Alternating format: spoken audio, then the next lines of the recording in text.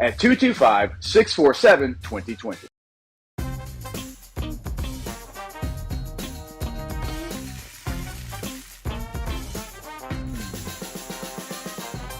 The best kept secret in town is out. Discover Tallulah at the Renaissance Hotel on Bluebonnet.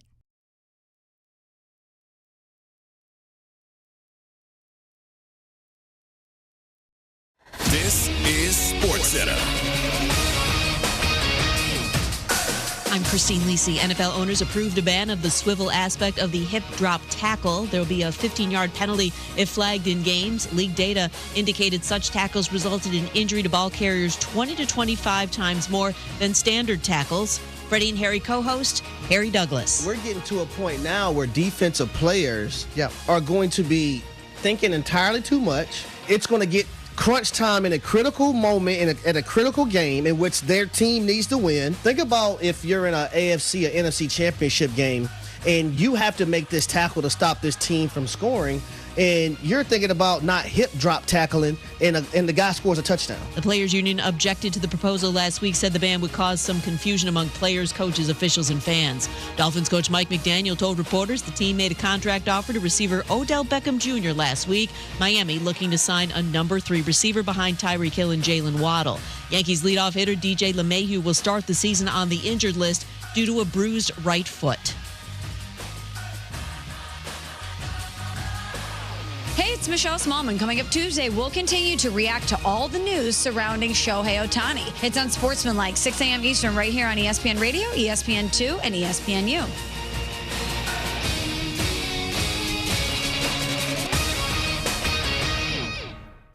Matt Moscona. I'm very important. After further review. Say it one more time. After further review with Matt Moscona. And here we go. Live from the Mercedes-Benz of Baton Rouge Studios. That's right.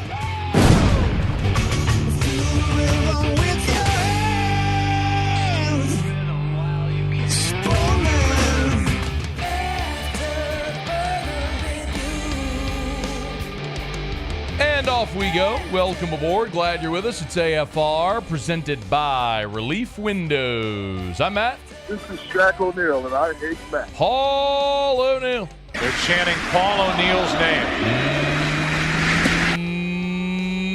Muso. And Mr. Toby Tom Play.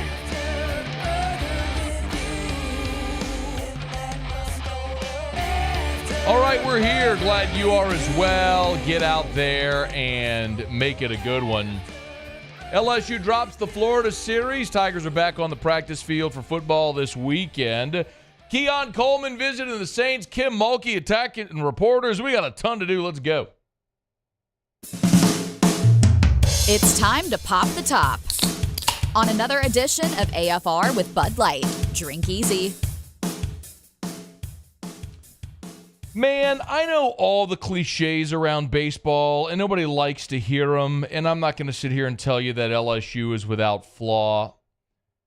Sometimes, though, when you look at a baseball team, a weekend, a series, a season, context matters. It's the thing we talk about all the time, and I know people have asked a lot, hey, is it time to panic around LSU baseball after they lost the series to Florida? And the short answer is no, of course it's not time to panic. You're 2 weekends into conference play. It's not started the way any of us had hoped it would for LSU. You were outplayed over an entire weekend in Starkville, and you blew an opportunity to win an important series on Saturday night, and then you just got completely punked on Sunday. So at 2-4 through 2 weeks, it's not where anybody hoped or thought that this LSU team would be. And look, I mean, you're going to Arkansas this week, and then you've got Vanderbilt, who, by the way, just got swept by South Carolina. And then you're at Tennessee. It's plausible LSU could be a 5-10, 6-9 team in the league at the midway point. And I'm not telling you that's awesome. I mean, that's a gigantic challenge and a hole that LSU could theoretically have to dig out of. But sometimes when we look just at the end result, you lose context of how it got there. And there was a lot of good this weekend for LSU, especially a lot of improvement. They have a lot to work on. We're going to get to that here in a sec. But what you wanted to see week to week from State to Florida, there was some good. A week ago, I was sitting right here, and I said to you, hey, a lot of you are complaining about the LSU offense, and I get it. But we all knew this team. It literally everybody that covers this team, everybody that covers this LSU baseball team came into this season with the same narrative. They got to lead with pitching and defense while they figure it out offensively. You lost your top 7 bats from a year ago, 85 homers, all the stuff. It was going to take some time to figure out your best lineup, but you had tons of great arms to get you there until you figured it out, right? Well, you go to Starkville and your pitching allows 33 runs over 3 games. All 3 of your starters were bad. Well, look at this weekend. Luke Holman looked like the guy that he was the first month of the season. He gives you 6 innings of 1-run ball, strikes out a career-high 13. That'll play. Against a good lineup, too.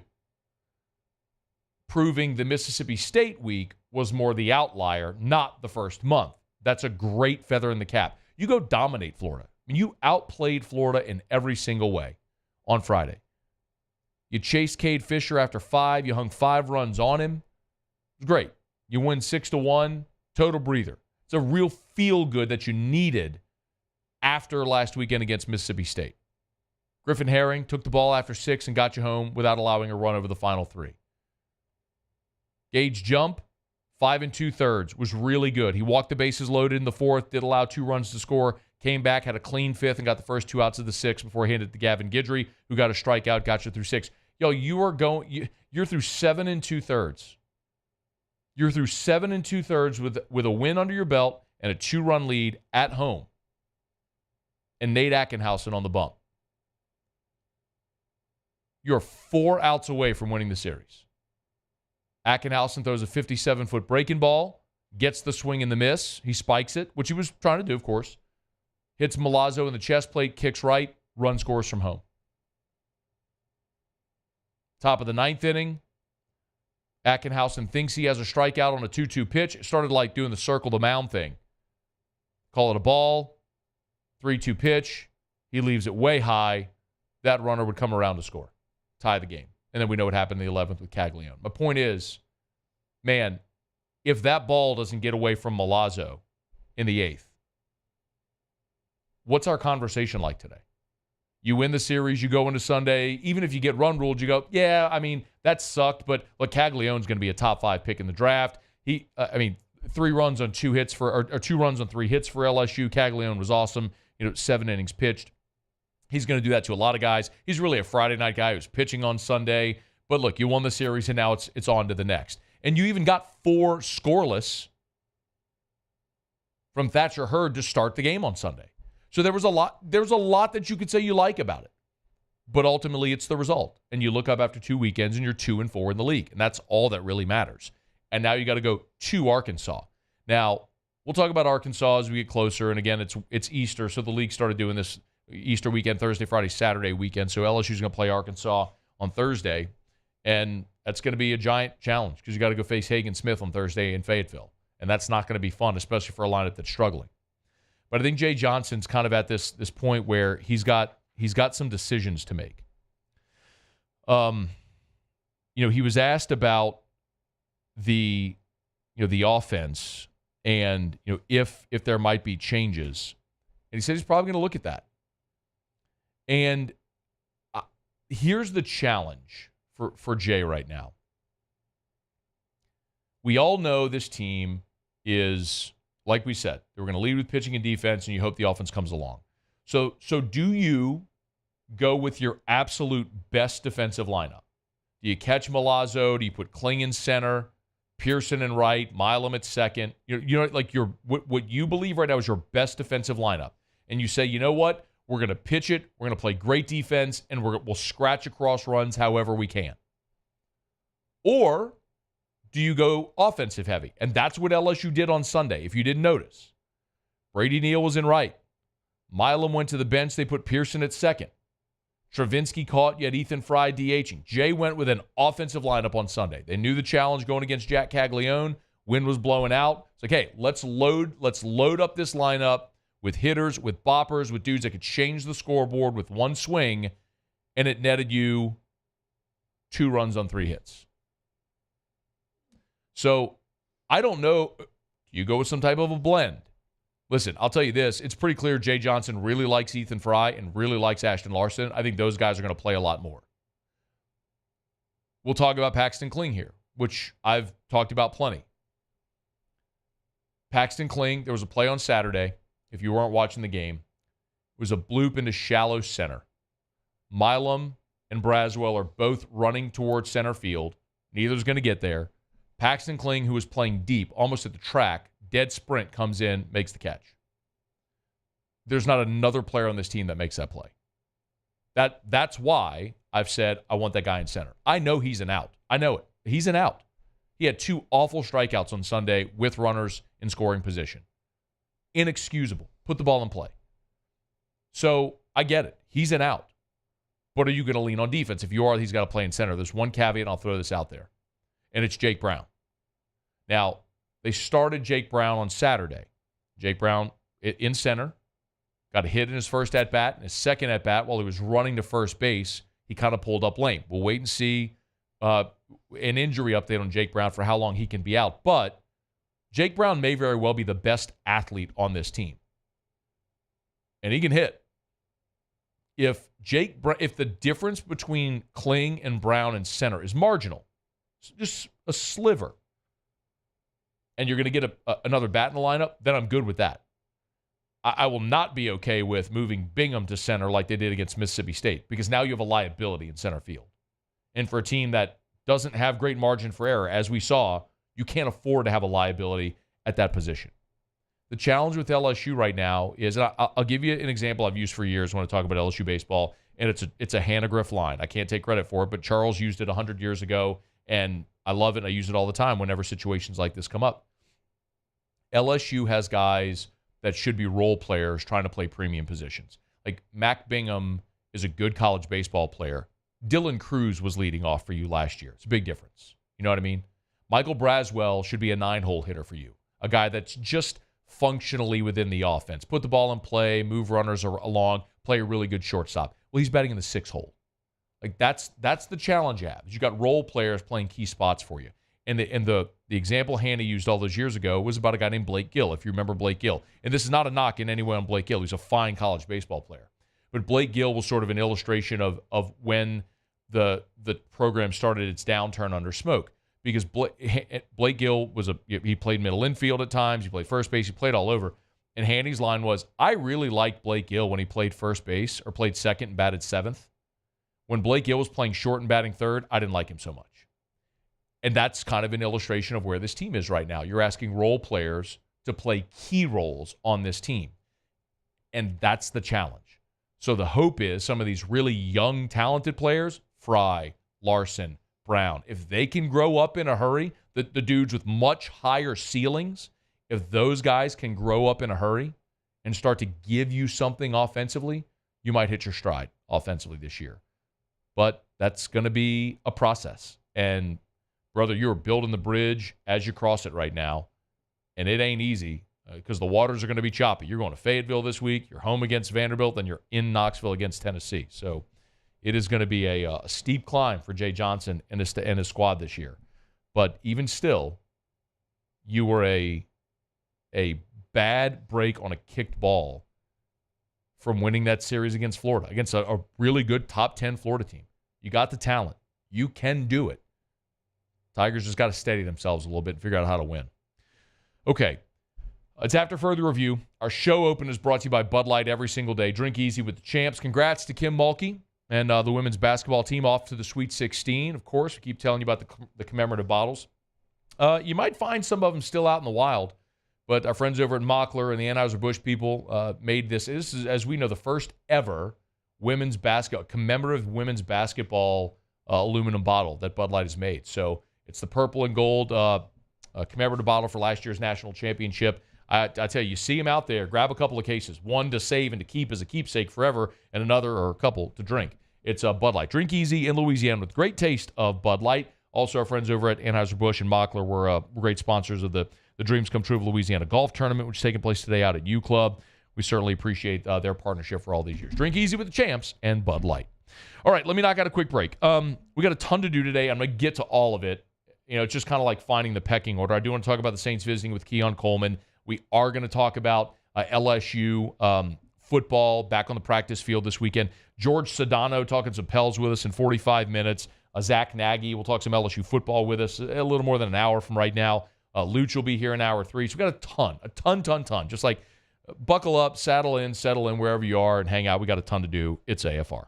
AFR. Get Gordon and get it done. Gordon McKernan Injury Attorneys. Love telling you every single day about Gordon and his great team. As we say all the time, if you've been injured in an accident, it's not your fault. You know what to do.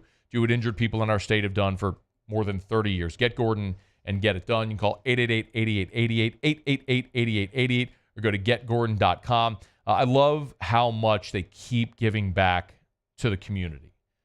And so much of the NIL deals that Gordon has done has been part of that philanthropy. It's part of the Gordon Gives component of the charitable arm of Gordon McKernan Injury Attorneys. There's a great video up right now with Jordan Wright, a member of the Tiger basketball team, who is, of course, a member of the G team as well, talking about a lot of the philanthropy he's been involved in through Gordon McKernan Injury Attorneys. So check out all the other social media, all the content there. Just any of the social channels, go to @GetGordon. The handle's the same on all of them, @GetGordon.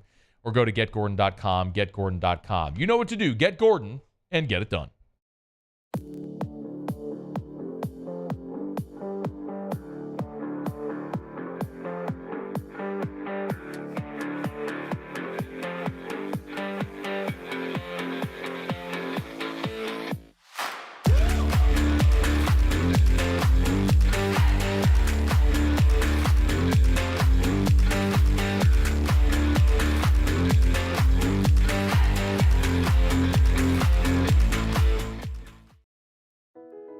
I've been doing business with Luba for 25 years. They're dependable, trustworthy. It's just the attention to detail with our clients. Our folks have years and years of experience. They're highly trained professionals, but many companies have that asset.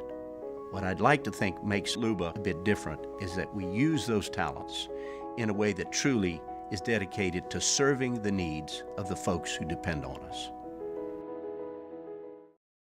Breck teamed up to reimagine your parks, and you imagined big. With your help, we went to work, creating 12 beautiful community parks across the parish. A family-sized water park, miles and miles of trails, and parks just for your dogs. There are more places to splash, to explore, to run wild, and even soar. You imagined, we delivered. Gold. Breck, your #1 park system in the nation.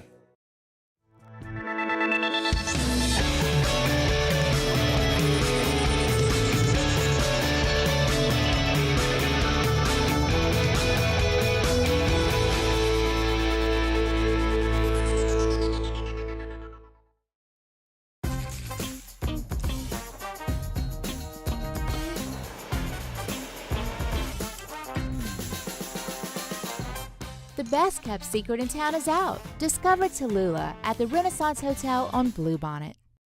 Dylan Cruz here to tell you about Six Rings Baseball and Softball Camp. If you live on the North Shore and play ball, go to Six Rings Camps with former LSU assistant coach Dan Canaveri. His knowledge is second to none, and your child will improve and have fun doing it. Camps were held at Coquille Park and Six Rings Academy in Covington with 4 sessions over the summer. Full day and morning only sessions are available from ages 7 to 13. Go to sixringsbaseball.com or call 985-206-9096. Learn the game to love the game.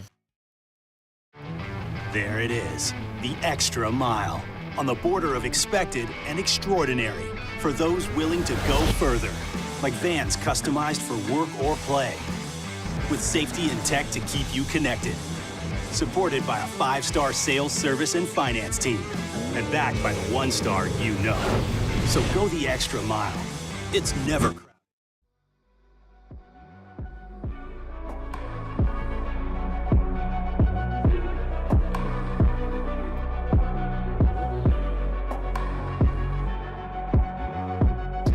After further review, presented by Relief Windows, Windows, Doors, Siding. Oh yeah, they also do interior shutters. Congrats, Kim Mulkey and the LSU women. They beat Middle Tennessee on Sunday by 27. A pretty incredible feat considering they were down at halftime. This is the first, I saw on SportsCenter earlier today, this is the first time in the history of the NCAA women's tournament that a team was trailing at half and came back to win by 27. So another way to say it, it's the largest margin of victory in the NCAA women's tournament ever for a team that was trailing at halftime. So congrats to the defending champs who found a way to get it done and punched their ticket to the Sweet 16 for the second consecutive year.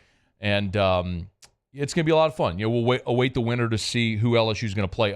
UCLA and Creighton play tonight at 7:30 Central, and LSU will get the winner of that game. And you would presume it'll be a pretty significant advantage for LSU because whoever wins that game's out in Los Angeles. So whoever wins that game is going to have to fly from Los Angeles to Albany. And LSU gets basically a whole extra day off and a day's rest before the travel. So Virginia Tech, who's on LSU side of the bracket, lost. Liz Kidley, we talked about last year, the three-time All-American, three-time ACC Player of the Year, done for the year with a torn ACL. She couldn't play in the tournament. So Virginia Tech lost in dramatic fashion on Sunday as well. So that's a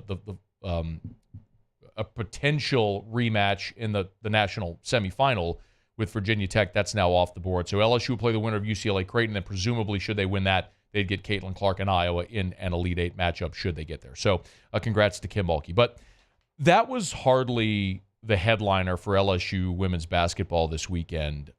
If you were paying attention, and it would be quite honestly impossible to have missed it this weekend, Kim Mulkey, in her media availability on Saturday before the round of 32 game, opened up her media availability with a statement, a prepared statement, about what appears to be a forthcoming Washington Post story, feature, expose. I haven't seen it, haven't read it, so I don't know quite what to call it.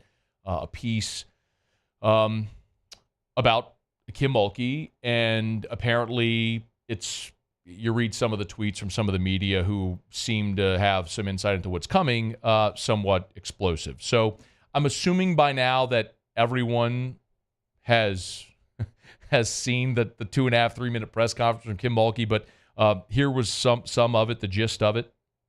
Former players have told me that the Washington Post has contacted them and offered to let them be anonymous in a story if they'll say negative things about me. The Washington Post has called former disgruntled players to get negative quotes to include in their story. They're ignoring the 40-plus years of positive stories they have heard from people about me.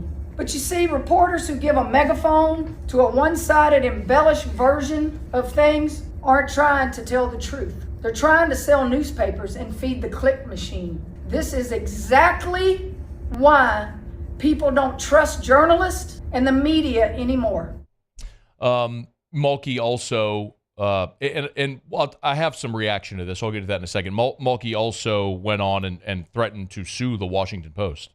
I'm not going to let the Washington Post attack this university, this awesome team of young women I have, or me without a fight. I've hired the best defamation law firm in the country, and I will sue the Washington Post if they publish a false story about me. Not many people are in a position to hold these kind of journalists accountable, but I am, and I'll do it.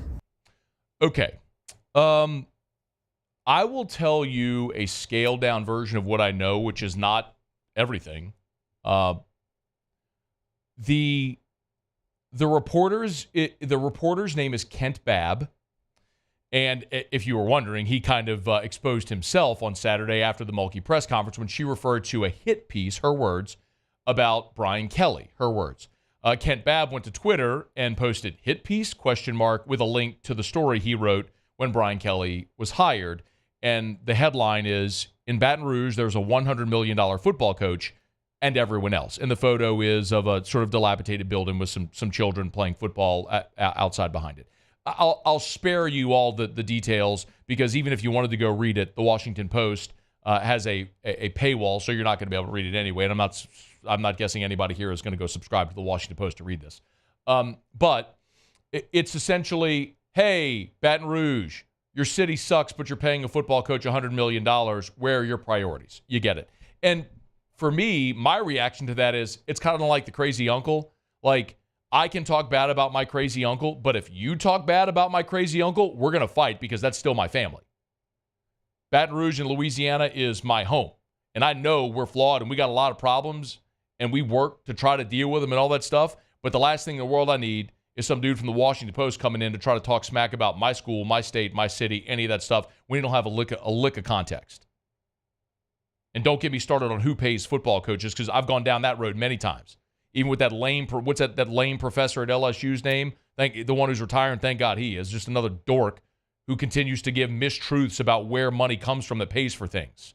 You want to go complain about Brian Kelly's $100 million contract? Go talk to the rich people that help pay that $100 million contract about where they allocate their money. Not the state, not the city parish, not any of that stuff. That's a tangent I don't feel like going down, because I want to keep it focused here on Kim Mulkey and this whole situation. So Kent Babb clearly is a guy with an axe to grind. Mulkey said he's tried to get an interview with her for 2 years. She continues to decline because of this. The thing that she said, which, if true, creates a major issue from my perspective, is that Kent Babb, allegedly, according to Kim Mulkey, was calling coaches that used to work with her, saying he was in Baton Rouge working on a piece with Kim Mulkey to try to get them to talk. They did, and then only in turn when they found out she wasn't working with this guy, became distraught. That just oozes of a lack of integrity and journalistic integrity, if in fact he was doing that, which I don't have any reason to not to believe Kim Mulkey. There's been the question asked a bunch. Why do so many people have a problem with Kim Mulkey? Why do so many people on the outside seemingly have a problem with Kim Mulkey? I've heard that question asked a ton. Last week after the quote-unquote fight with LSU in South Carolina, which wasn't really a fight. Talked about it. One girl, Cardoza from South Carolina, shoulder-checked Flaugier. That was kind of it. There weren't any punches. Nobody was dragging anybody. Well, it wasn't that big of a deal. But it became a big deal. And then Kim Mulkey said, hey, go pick on Angel Reese. Pick on someone your own size. Why do people magnify everything Kim Mulkey says? Well, it's not that hard to see why. And I'm going to say the thing right now. I'm going to say the thing that everybody knows, but so many people are scared to say amid cancel culture. But I don't care. I'm going to say the thing. Kim Mulkey is an unapologetically outspoken, Southern, conservative, Christian, white, heterosexual female in a world where she, because of all of those things, is an outlier.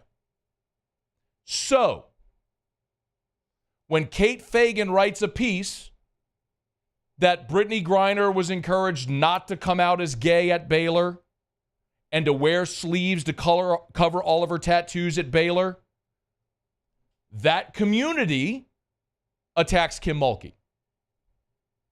When Kim Mulkey comes out amid the NCAA tournament in 2021 and says they should dump COVID testing because it would be a shame if a player couldn't compete in the Final Four because they had a tested positive, people on one side are going to attack her for that. Now, before I go any further, I want to be abundantly clear. I do not give a single solitary good gosh darn if you are left, right, red, blue, conservative, liberal, gay, straight. I don't care about any of that. Me personally, I don't care. I try to live as you never hear me talk politics on the show ever because I am agnostic. I think if you are far left or far right, you're both stupid. Because the The problems we have is so many of you highlight your differences instead of trying to focus on your commonalities to find solutions. Everybody's so damn hell-bent on trying to be right all the time. I try to live my life by the golden rule. Love your neighbor as yourself. I believe one day we'll all stand before God in judgment. It ain't my job to judge you or anybody else. It's my job to love you. I'm a human. I don't always succeed, and I get that. But that's what I do. So however you choose to live your life, that ain't my business. My job is to love you. My job is to try to get to heaven. That's what I live for. Again, not perfect. I get it. I'm flawed like everyone else. But I don't care. I don't give a rip when you go behind a curtain and who you vote for. I don't care at all. Not one iota. That's not a thing that motivates me in how I live my life at all. And I actually am kind of sad for people that get so angry about stuff like that all the time. It's literally the reason I stopped doing news and moved to sports in 2007. I wanted to say that before I went any further so there are no misgivings about where I'm coming. Because there's some of you who are going to go, well, you're just a Trumper. I don't care. I don't like Trump. I don't like Biden. I don't like either of them. I think they're both old losers. There you go. There's my political statement. Is that the best we have to do in this country? There you go. There's the most political I'll ever be. Like, is that the best we could do? Bunch of old men yelling at each other all the time? Anyway, so I don't care about your politics. What I do care about is, on a personal level, I've had interactions with Kim Mulkey, and she's always been wonderful. She's a great mother. She's a great grandmother. There are scores of players that love and revere her and will say good things about her, and that's the problem with something like the piece that apparently Kent Babb is working on. If all you're doing is seeking out the negative, it's like any coach or teacher. If you're a teacher at a school, take it away from sports. If you're a teacher at a school and you teach for 40 years, there no doubt with hundreds of students a year that you teach, thousands over decades, there is no doubt if I wanted to go spend 2 years and dig and find 10, 20 people to say bad things about you, I could find it. No doubt. If I wanted to find hundreds to say great things, I could find that as well. So what are you looking for? Did you see the tweet Flaugier put up on Saturday after all this? All she did was she just tweeted the picture of her and Kim Mulkey hugging at the national championship last year. That viral photo when Flaugier picked Kim up off the ground.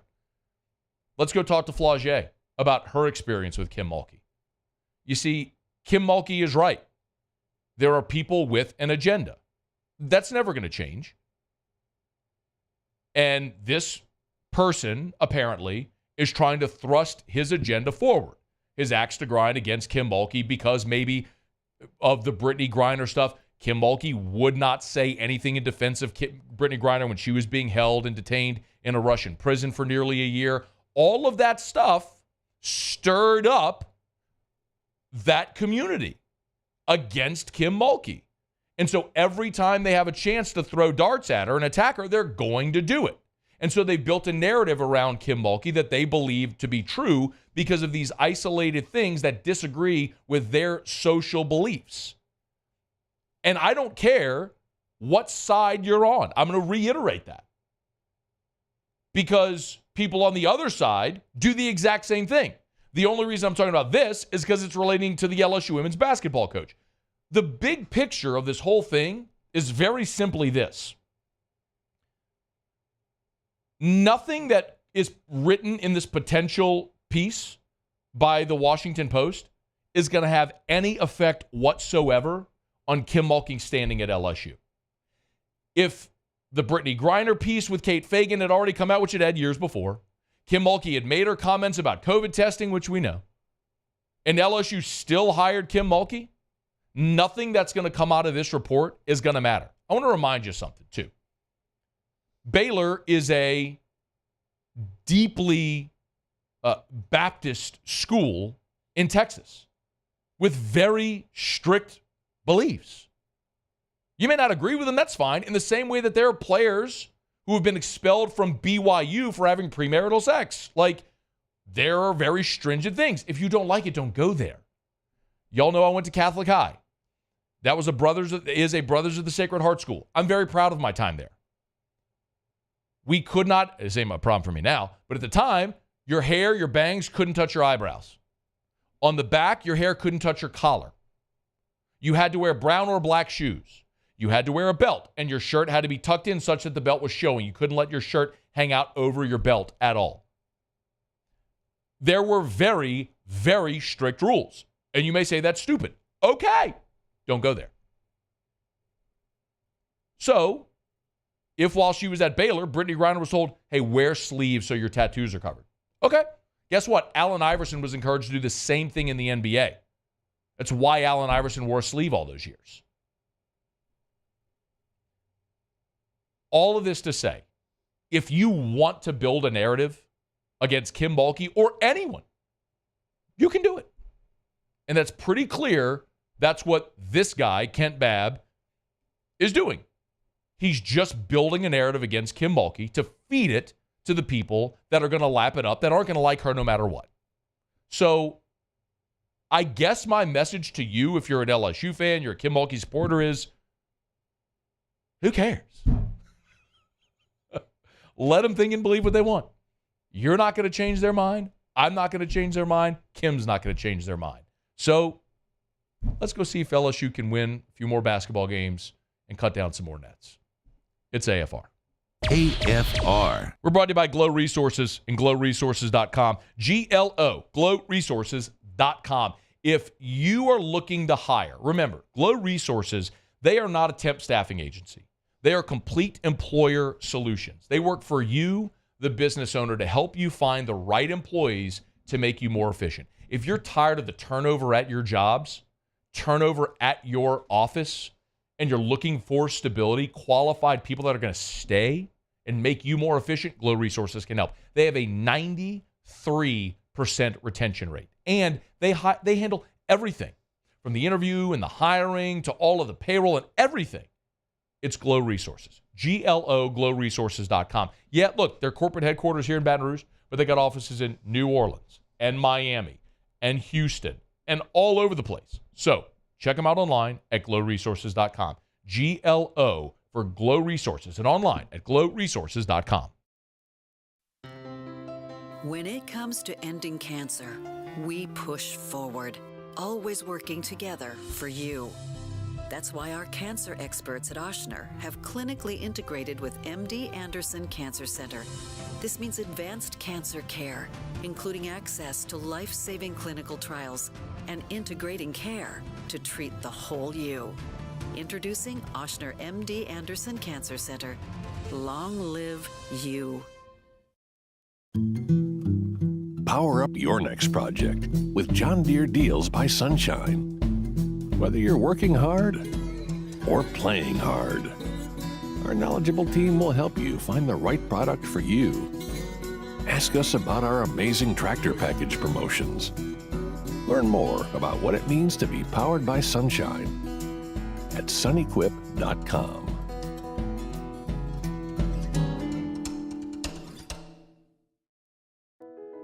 I've been doing business with Luba for 25 years.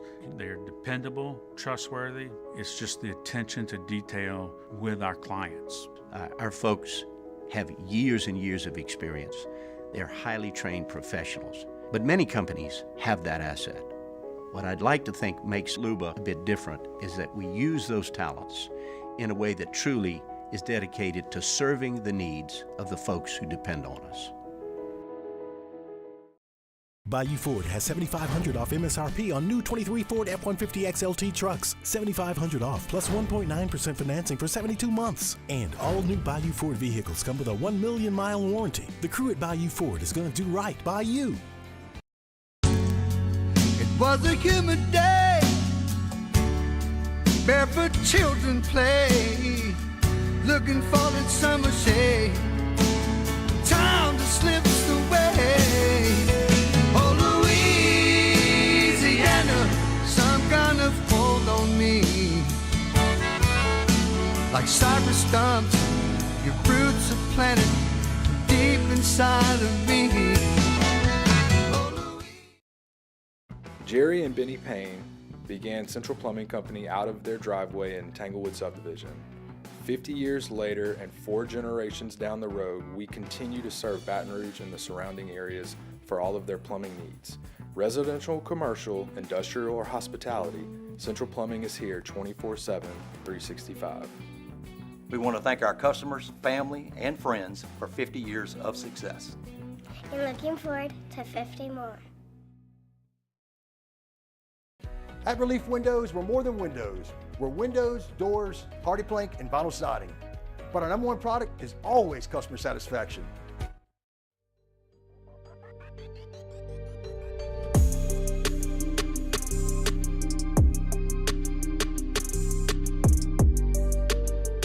After further review, presented by Relief Windows, windows, doors, siding. Oh yeah, they also do interior shutters. Pels blew out the Pistons yesterday. A couple of nice bounce-back wins after the disappointing loss to the Magic. We'll talk to Jorge Sedano of ESPN NBA analyst in about 20 minutes from right now. Around the SEC coming up. First, really quickly, the NFL meetings are taking place right now, and it just so happened that during this time, Deion Sanders did an interview with the $1 Million Worth of Game podcast, and he talked about Shedeur and Travis Hunter going into the draft next year and how, as he said it, like, this is going to be an Eli situation. Like, he is going to pick where they go. Give a listen. Where do you predict Shedeur and Travis going in the draft? Top 4. Ooh, that's beautiful. Anywhere from 1 through 4. One of them is going to be 1. That's what I'm talking about. One of them is going to be speaking 1. into existence. And the latter one would not go behind 4. Now, all this is subjective because I know where I kind of want them to go. And let's not forget Shallow, okay? But I know where I want them to go. So there's certain cities that ain't gonna happen. Okay, you on point. It's gonna be it's gonna be an Eli. Where do you? So, he said it's going to be Eli, and essentially said, went on to talk about his experience. Atlanta was good. It was the first time, as he put it, that he saw black people in positions of authority. Quote, it blew my mind. It was real in Atlanta. So Deion went on to say Atlanta, San Fran, Dallas, Washington, Baltimore would all be acceptable situations. I got news, Coach. None of them are picking in the top 4. Maybe Washington. There's a shot. Washington could be there, yes. Dan Quinn, year 1, JD5, rookie quarterback likely. I'm assuming there. Let's see how it goes. None of them are picking the top 4. So we'll see. But you know what will be fascinating about that is because there's a lot of people that hate the draft model to begin with. Because why does this arbitrary thing get to decide where people start their career and where they get to go as opposed to free agency, right? And I understand that, but you're also trying to maintain competitive balance. If he pulls this off, does that shift sort of the player empowerment era back to favor the players? It's interesting to see if Deion's able to pull that off. I don't know how he can do it with the destinations he wants for these guys, but if he has cards to play, if anybody can get it done, I think it'd probably be Deion. Hey, we'll go around the SEC in just a sec. We're brought to you by First South Farm Credit, firstsouthland.com, firstsouthland.com. Terrio was in here on Friday. Told you he's trying to buy some recreational property. Terrio wants to buy a hunting property. It's a guy that has a hunts on a leased property, right, that he shares with a lot of other people, wants his own piece of land that he's trying to buy right now. So put Terrio in touch with my guy Tim Losavio over at First South Farm Credit. Listen, First South Farm Credit, for more than 100 years, the thing they do is help people buy land. That's it. Since 1916, they help you finance land. You want recreational property? First South Farm Credit. You want that property to build your dream home? First South Farm Credit. Land for agriculture, you need 1,000 acres? First South Farm Credit. They can help you finance your agriculture equipment as well. First South Farm Credit. Your first call, your first choice, your first option should be First South Farm Credit. Go to firstsouthland.com. Firstsouthland.com. Let's go around the SEC. Around the SEC, bringing you the biggest news from the nation's best conference, the Vanderbilt Commodores. Vandy is hiring James Madison's Mark Byington as their next basketball coach. First reported by the Tennessee, and Byington is 47 years old. James Madison in the spotlight this year with their 12-5 upset over Wisconsin. Commodores fired Stackhouse after 5 seasons. None of them resulted in an NCAA tournament trip. The Georgia Bulldogs. Running back Trevor Etienne was arrested Sunday on charges of DUI, reckless driving, and 2 other misdemeanors. Of course, Etienne is the Florida transfer, Louisiana native, was booked at 4:35 a.m. Sunday.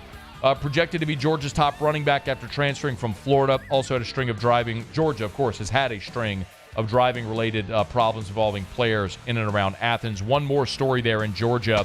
5-star defensive tackle Justice Terry. He has flipped his commitment from Georgia to USC, the number 7 overall prospect in the 2025 class. 6'5", 270-pounder out of Georgia. He's been committed to the Bulldogs since January 2023. After more than a year of being committed to Georgia, he's flipped to USC. The Florida Gators. Freshman linebacker Miles Graham will miss the remainder of spring, undergoing a back procedure.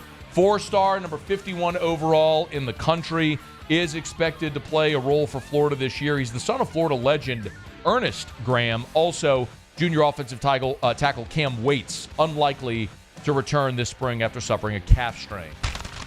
The Auburn Tigers. And 3-star offensive lineman Ty Buster has committed to Hugh Freeze and the Tigers. 6'3", 280, had offers from Duke, Penn State, Rutgers, Virginia Tech, Kentucky, Florida, but he'll head to the Plains. Auburn now with 9 commits for 2025.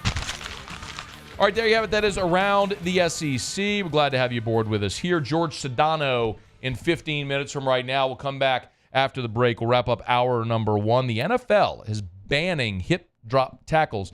Got some thoughts on that. We will talk Saints in about 30 minutes as stud wide receiver Keon Coleman schedules an official visit with the New Orleans Saints before the draft. Stick around. AFR. I love telling you about our friends over at Action Industries. I'm actually really excited. Next week, our friends at Action Industries, they have a suite in the Smoothie King Center for the Pelicans, and they generously offered to let us go. And so we'll be there a week from Wednesday against the Orlando Magic at the Pels game with our friends over at Action Industries.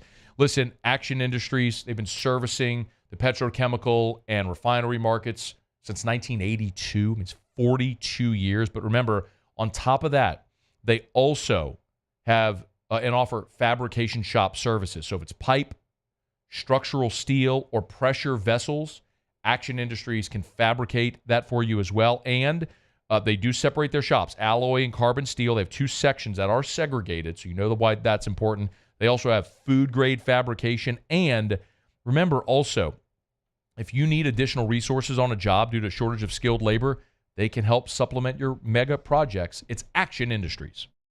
Electricity is all around us, and our families depend on it. Every day is sparked by the power of a cold drink or a warm meal, a movie night, and a comforting light at the end of a dark hallway.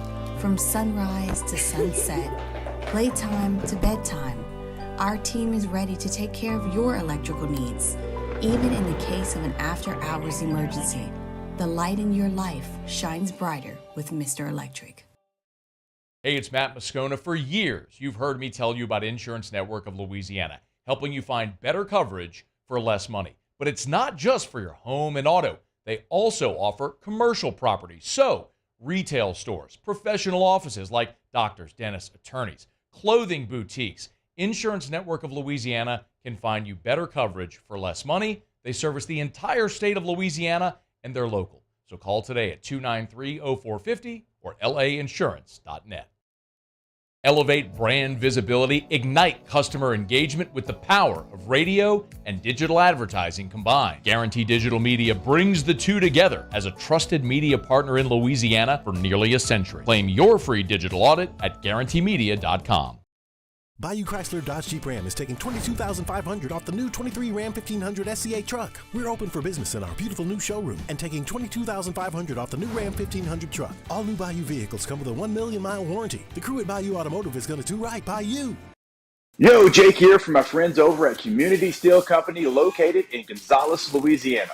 The local place you can turn to for all of your metal building needs. Notice I said local, not Houston, not Dallas, not Atlanta, but right here in Gonzales. Visit them at their brand new state-of-the-art website at communitysteelco.com Or pick up the phone and give them a call today to answer all of your questions on your metal buildings, roofing and sheet metal, and any other steel needs you or your business need at 225-647-2020. I've been doing business with Luba for 25 years. They're dependable, trustworthy. It's just the attention to detail with our clients. Our folks have years and years of experience. They're highly trained professionals. But many companies have that asset. What I'd like to think makes Luba a bit different is that we use those talents in a way that truly is dedicated to serving the needs of the folks who depend on us. Breck teamed up to reimagine your parks, and you imagined big. With your help, we went to work, creating 12 beautiful community parks across the parish. A family-sized water park, miles and miles of trails, and parks just for your dogs. There are more places to splash, to explore, to run wild, and even soar. You imagined.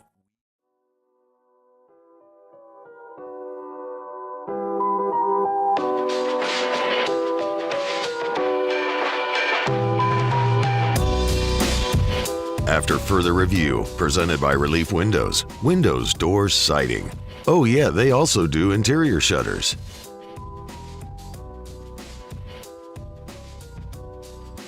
Wrapping up hour number one, you probably saw this earlier today. If you haven't, the NFL owners have approved a rule change banning hip drop tackles in the NFL. And the rule change will call for a 15-yard penalty during games. And through their research, if you're not familiar with a hip drop tackle, if you want the quintessential worst case example of it, go look up the injury to Jordan Travis in the Florida State game. It's effectively when a defender, grabs hold of an offensive player kind of on the side and then just falls to the ground, lifts his feet off the ground and just body weight. And what you see a lot of times is the offensive player will bend awkwardly to the side. And through all of their research, hip drop tackles result in a 20 to 25 times more injuries than other kinds of tackles. So you're 20 to 25% more likely to be injured from a hip drop tackle than any other tackle. That is an egregious number. I mean, whenever we look at, if we look at something comparable like turf, right? That's been a big argument. Real surfaces or artificial surfaces. Is there a dramatic difference in injuries on those two surfaces? There have been a number of studies over more than a decade. And I know recently there was a study that showed a bit of a disparity, but over the years, the difference in injuries has been negligible on natural surfaces or artificial surfaces. Now, to be clear, I'm not talking about AstroTurf. The old AstroTurf, that was dramatic. I'm talking about that field turf surface, with the ground up rubber pellets under it and all that sort of stuff. That surface compared to natural. There's the difference has been negligible. So it's different when you see something that's a 25% increase in the likelihood of injury because of a hip drop tackle. It's not just injury, it's the nature of the injury, which is really scary. I think what was maybe even the counter argument to this is going to be what defensive players in the NFL say, which is that it's going to be, you're making it even harder to to tackle. So Cam Jordan retweeted this from Emmanuel Acho, where he said there's no such thing as a hip drop tackle. A hip drop tackle is just a tackle. I'm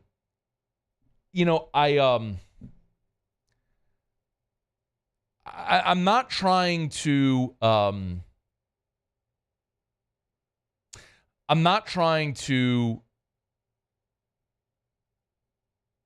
contradict or combat an NFL defensive player on this, or multiple NFL defensive players. And I do understand the perspective that they're coming from, because you're making their job harder and harder and harder with, well, what's a legal tackle?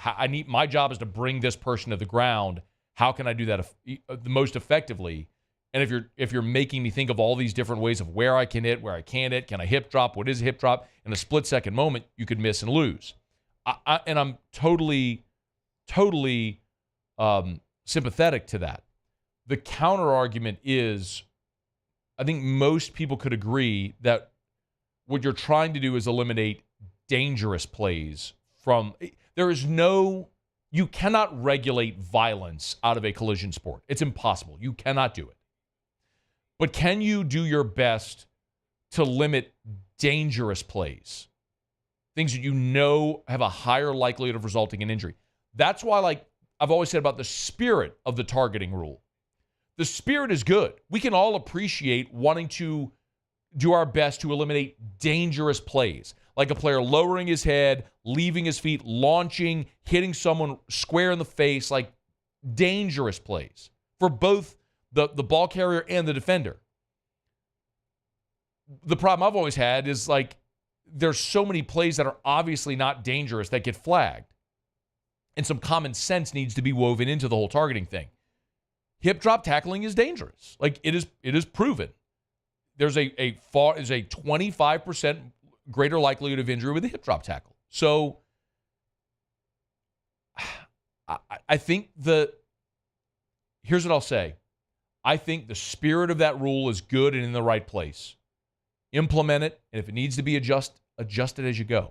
But I think the spirit of the rule is in the right place. Okay, hour number 2. We'll kick it off with George Sedano next on AFR. AFR.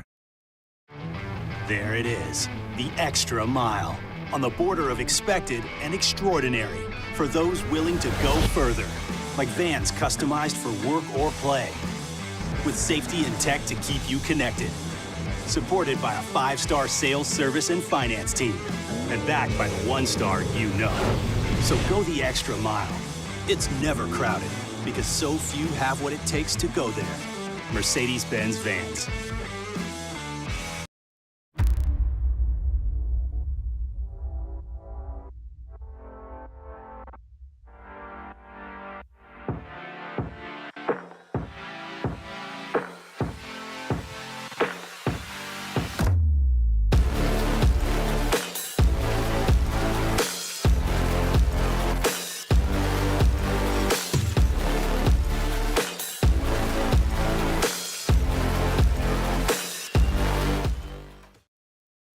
Jerry and Benny Payne began Central Plumbing Company out of their driveway in Tanglewood subdivision. 50 years later and 4 generations down the road, we continue to serve Baton Rouge and the surrounding areas for all of their plumbing needs. Residential, commercial, industrial, or hospitality, Central Plumbing is here 24/7, 365.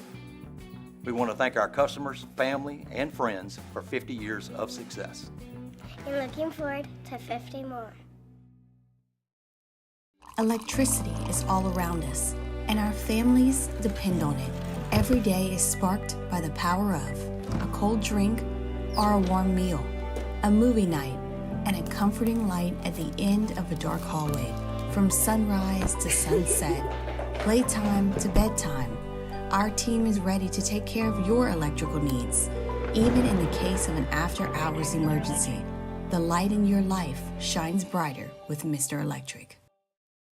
Hey, it's Matt Moscona. For years, you've heard me tell you about Insurance Network of Louisiana, helping you find better coverage for less money. But it's not just for your home and auto. They also offer commercial properties. So, retail stores, professional offices like doctors, dentists, attorneys, clothing boutiques. Insurance Network of Louisiana can find you better coverage for less money. They service the entire state of Louisiana, and they're local. So call today at 293-0450 or lainsurance.net. Yo, Jake here from my friends over at Community Steel Company located in Gonzales, Louisiana. The local place you can turn to for all of your metal building needs. Notice I said local, not Houston, not Dallas, not Atlanta, but right here in Gonzales. Visit them at their brand new state-of-the-art website at communitysteelco.com or pick up the phone and give them a call today to answer all of your questions on your metal buildings, roofing and sheet metal, and any other steel needs you or your business need at 225-647-2020. I've been doing business with Luba for 25 years. They're dependable, trustworthy. It's just the attention to detail with our clients. Our folks have years and years of experience. They're highly trained professionals, but many companies have that asset. What I'd like to think makes Luba a bit different is that we use those talents in a way that truly is dedicated to serving the needs of the folks who depend on us. Breck teamed up to reimagine your parks, and you imagined big. With your help, we went to work creating 12 beautiful community parks across the parish. A family-sized water park, miles and miles of trails, and parks just for your dogs.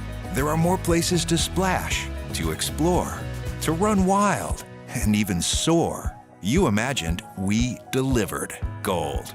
Breck, your #1 park system in the nation.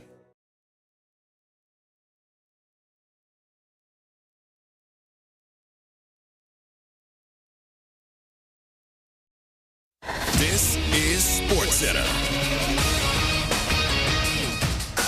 I'm Christine Lisi. NFL owners today voted to ban the swivel aspect of the hip drop tackle, which the league said results in an injury rate up to 25 times higher than other tackling styles. If flagged in games, it will be a 15-yard penalty. The NFL Players Association objected to the ban proposal last week, said it would cause confusion among players, coaches, officials, and fans. Iowa star Caitlin Clark in prime time in the second round of the women's NCAA tournament tonight. She and the Hawkeyes welcome West Virginia, a matchup that will be decided early, predicts ESPN college basketball analyst Carolyn Peck. If West Virginia is forcing turnovers or making it hard for Iowa to score, then it's going to be a close ball game throughout. If Iowa gets out of the gates early, running in transition and shooting the three, then I think Iowa will handle the Mountaineers. Carolyn Peck on Unsportsmanlike. Iowa, West Virginia tip-off 8 Eastern ESPN. NBA Spurs rookie Victor Wembanyama with a sprained left ankle will not play tonight against Phoenix. No timetable yet given for his return. Hey, it's Michelle Smallman. Coming up Tuesday, we'll continue to react to all the news surrounding Shohei Ohtani. It's Unsportsmanlike, 6 a.m. Eastern, right here on ESPN Radio, ESPN2, and ESPNU.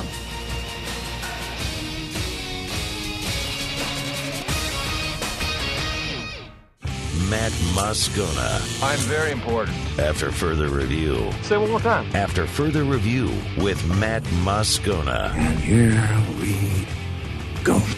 Live from the Mercedes-Benz of Baton Rouge Studios. Let's ride.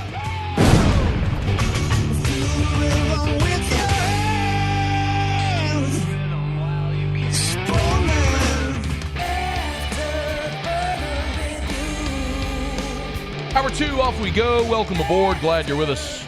AFR, presented by Relief Windows. I'm Matt. Love you, Matt. Paul O'Neill. They're chanting Paul O'Neill's name. You so. And Mr. Toby Tomplay. All right, we're here. Glad you are as well. Get out there and make it a good one. Zack Nagy was at LSU football practice. He'll be there. He'll be here in 30 minutes. Keon Coleman visiting the Saints. We'll talk about that here in about 15 minutes from right now. Very pleased to be joined by George Sedano, ESPN Los Angeles, ESPN NBA, all over their coverage. Good enough to join us for a couple of minutes here. George, it's a pleasure, man. How are you? Hey, Matt. Thanks for having me on.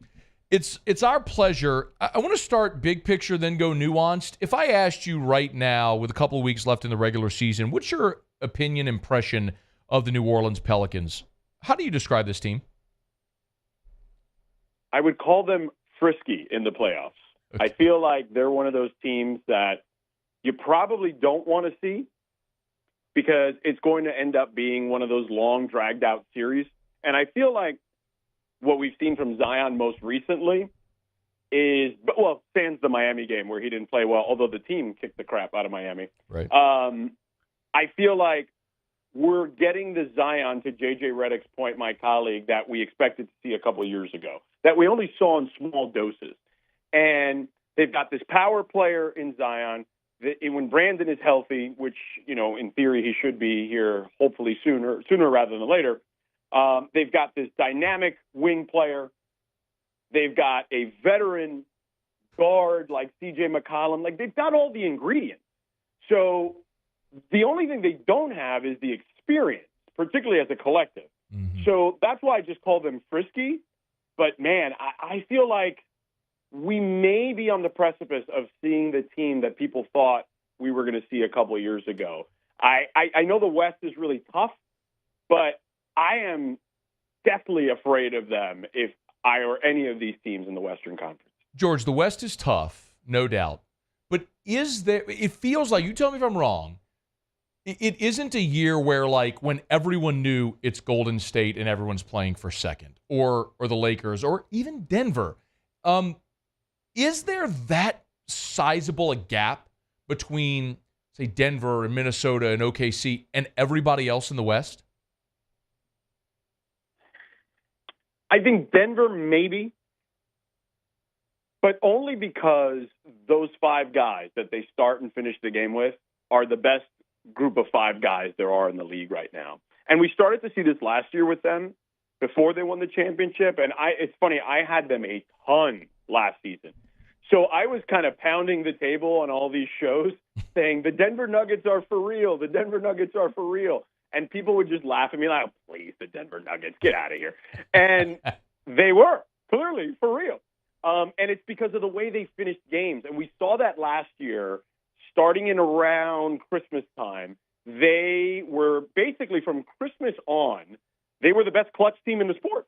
And that's what they are now. You get them in the last 5 minutes of a game, Matt, you better have a big lead against them. Because if you don't, and it's a close game, they are going to run right through you in those last 5 minutes because they execute as well as anyone. So with that said, they're not as deep as they were last year. They don't have the Bruce Browns of the world, et cetera. They're relying on younger guys like Watson, Christian Brown, right? Those guys. Brown got obviously some run last year during the playoffs, but they're not as deep as they were. So can they be had? Perhaps. I don't think they're as inevitable as the Golden State Warriors with Kevin Durant and Steph Curry and all those guys. Mm-hmm. But they are really damn good. I don't think there's any question. Anyone else outside of that, I think you can take your chances with in the Western Conference. In any matchup, there would be at least 6 or 7 different iterations of who could end up playing Denver in the Western Conference Finals, and I wouldn't call you crazy on any of them. Could one of them be New Orleans? It possibly could. And again, a lot of it is matchup dependent, right? And we all know attrition, right? Injuries obviously play a huge role in this. But, yeah, I can absolutely see a place where the New Orleans Pelicans are playing the Denver Nuggets in the Western Conference Finals. Absolutely. George Sedano's with us on Twitter, @Sedano. Y'all give him a follow. I want to go, I'm glad you brought up both BI and Z. Let's go a little deeper on Zion. Obviously, look, a huge part of it, George, is the fact that he's healthy and he's playing. But what is the difference for Zion this year that's allowed him to emerge the way that he has in the upper crust in the Western Conference of elite players? It's the weight loss to me. It's the fact that he trimmed the fat and gained, and looks leaner and meaner. And to me, that's just what we've been asking for a long time. And look, I get it, man. Lower extremity injuries are really tough to deal with. I understand it makes it very difficult to maintain a level of shape, but I feel like there was plenty of criticism that I felt was valid at the time about his conditioning. And for whatever it took now, we are at that place where he is taking it very seriously. And that's what makes them a serious threat to get to the Western Conference Finals, is that he has taken that upon himself, whether it's the criticism, whether he took it upon himself individually, whether someone in his inner circle advised him, hey, man, let's go. You got to do this.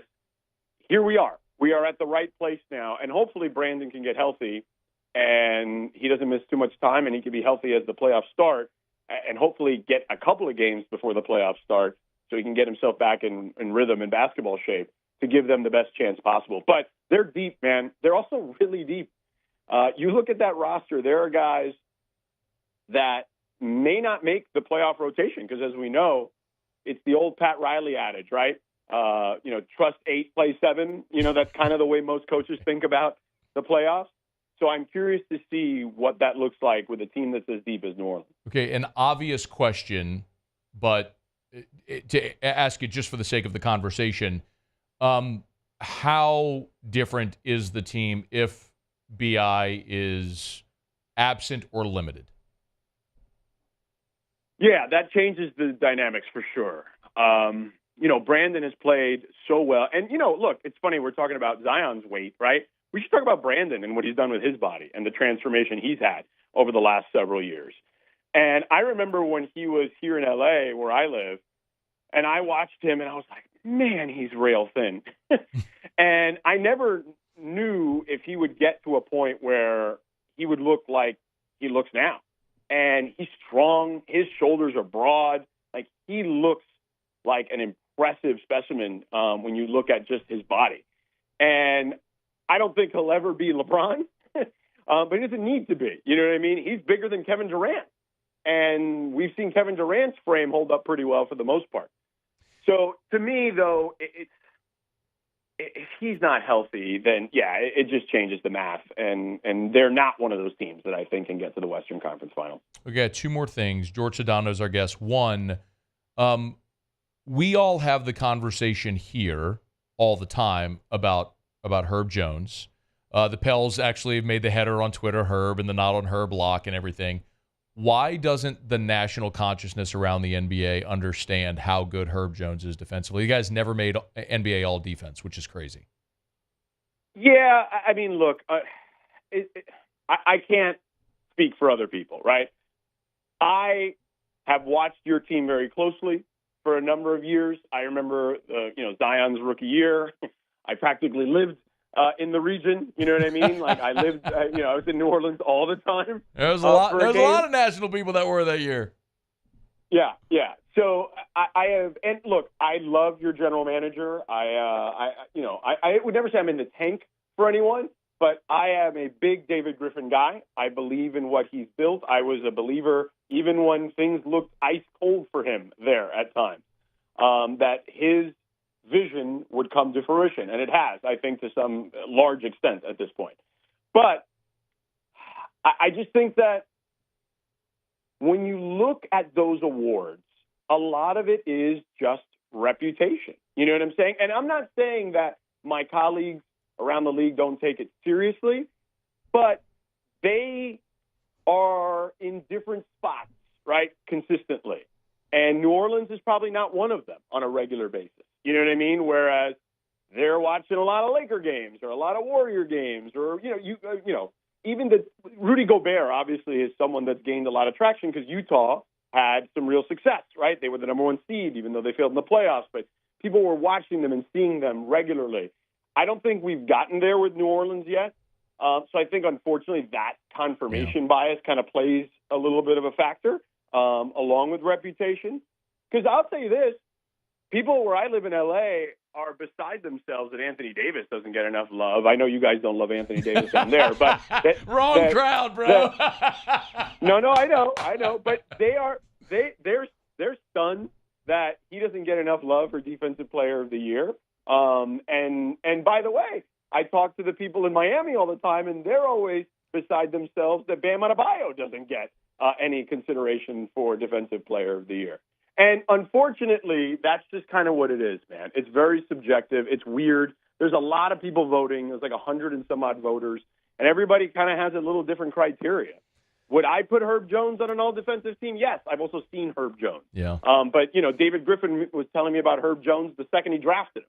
So it's a little different perspective for me because I've been following him closely because I trust your general manager with the Pelicans. So I just think it's that. That's a long ways away to go around and just say not everybody sees everyone enough. I know. That's one of the reasons I'm hoping, aside from the obvious, that this team does make a deep playoff run. Okay, last thing, and your time much appreciated.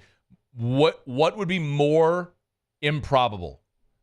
If the Pels make it to the NBA Finals this year or the Heat's run to the Finals last year, team I know you obviously know a lot about?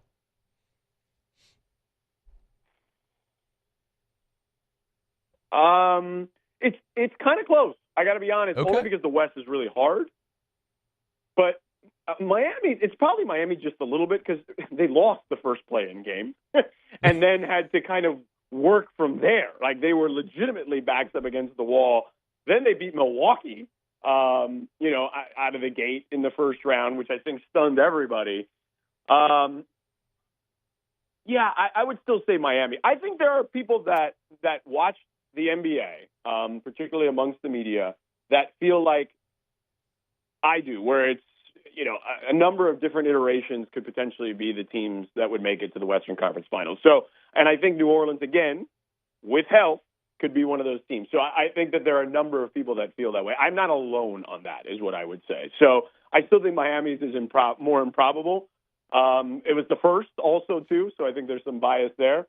Sure. But I also don't think we're going to see it again for a minute. Like, you know what I mean? Like, I don't look at the teams here now, even in the West, in the play-in area, and I say to myself, yeah, they can get to the finals. Like, I just don't know if we're going to see that every year like we saw last season.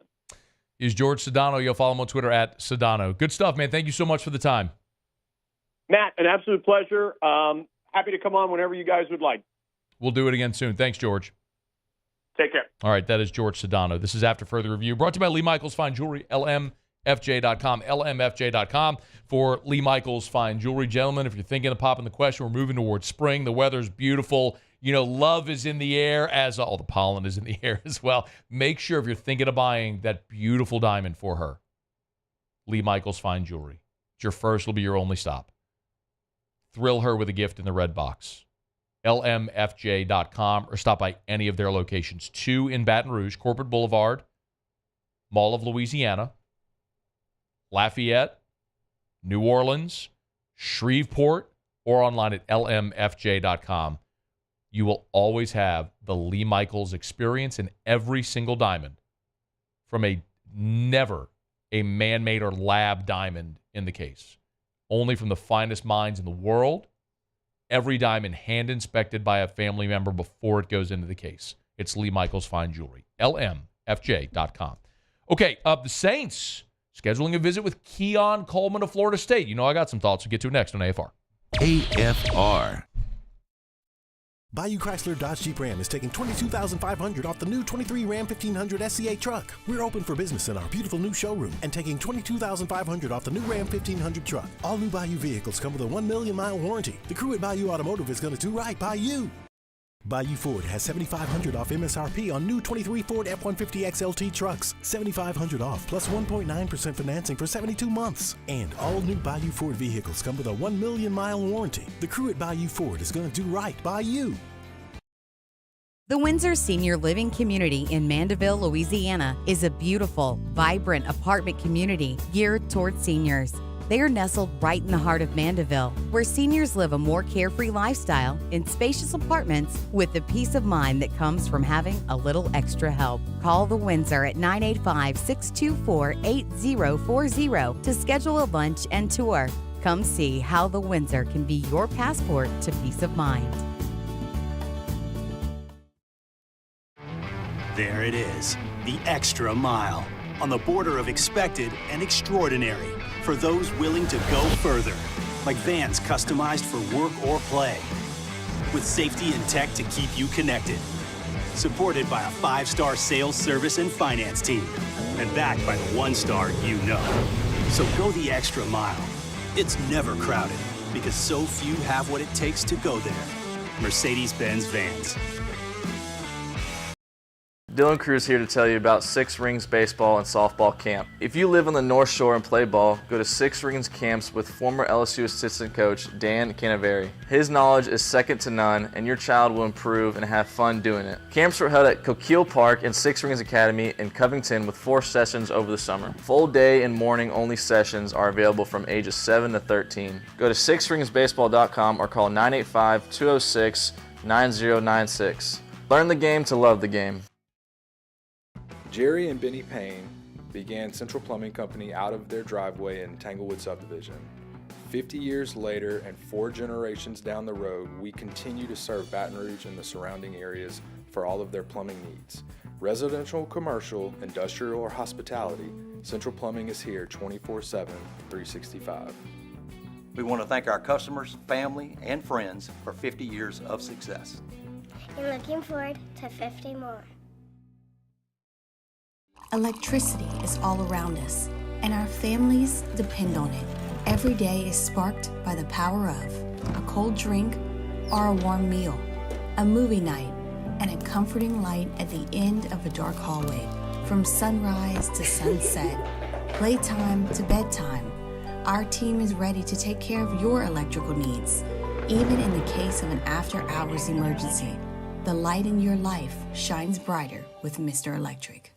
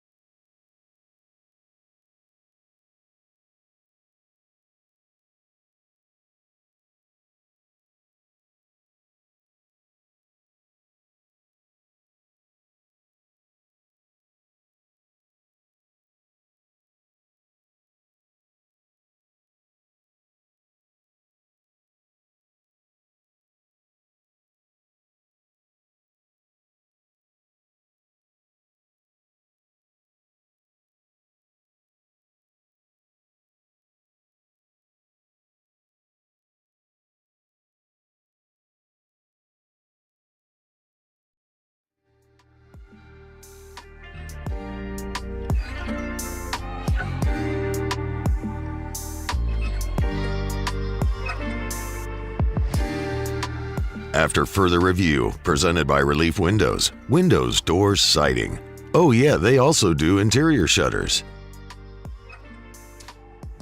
The New Orleans Saints have scheduled a visit with Florida State wide receiver Keon Coleman. It'll be one of their pre-draft visits.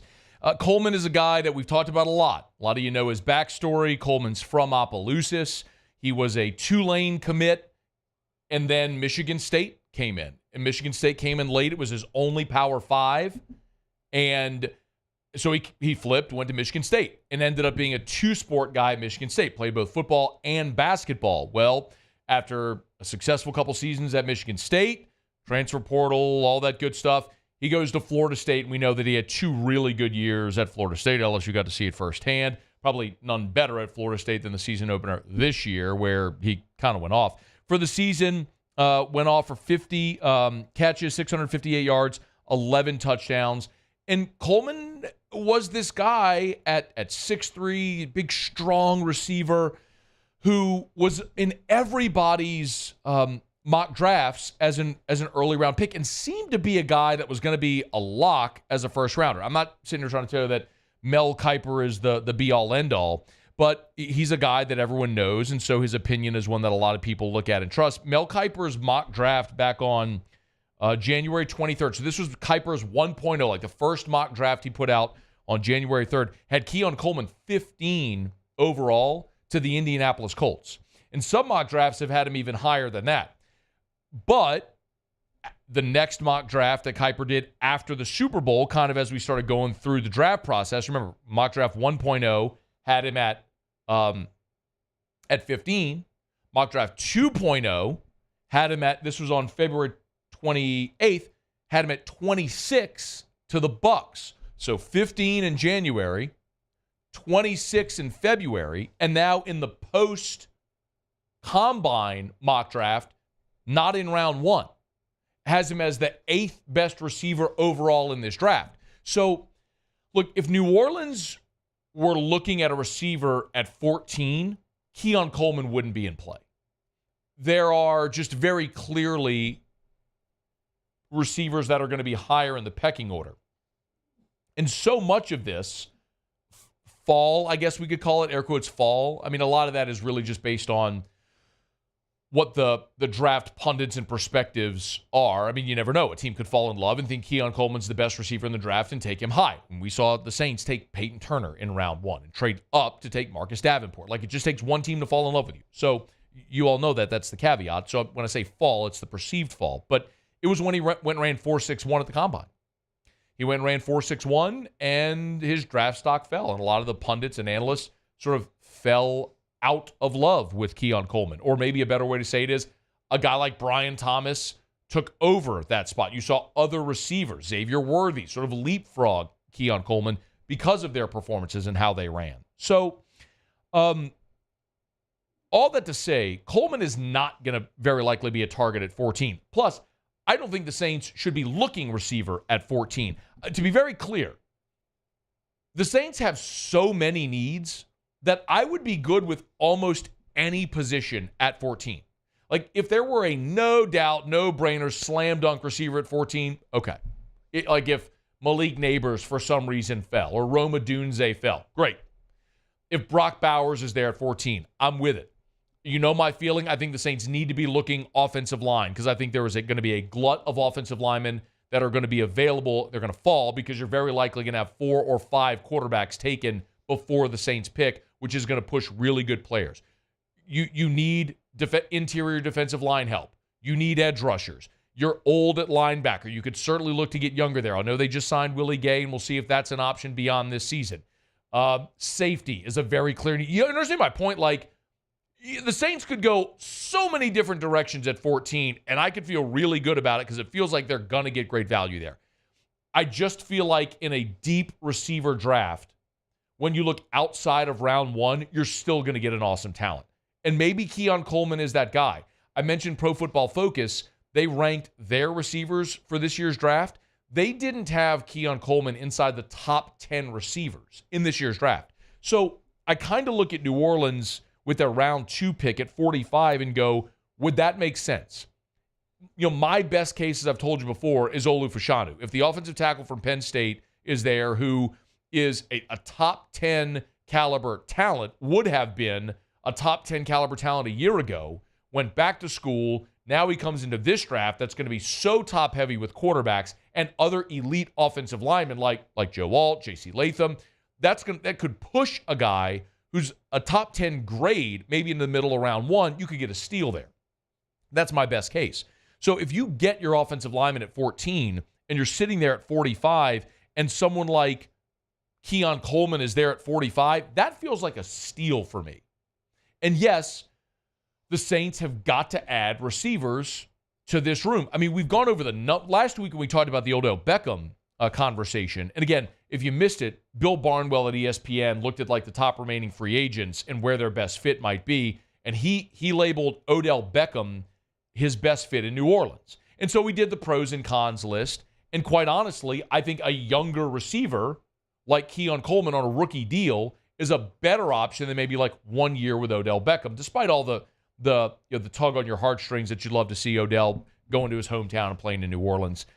If you told me I could get 1 year of Odell Beckham, or I could get Keon Coleman at pick 45, give me Keon Coleman on a 4-year second-round rookie deal that's going to be affordable, because that's the way. Like, that is the way this team can push the reset button, is if they nail the draft. You nail the draft and you get all of these starting caliber players on rookie deals. That's how you reset. Like, that's what they did in 2017 when you hit on Lattimore and Ramchick and Marcus Williams and Alvin Kamara and Trey Hendrickson and Michael Thomas the year before. You hit on all of these draft picks, then all of a sudden you had a team full of starters on rookie deals.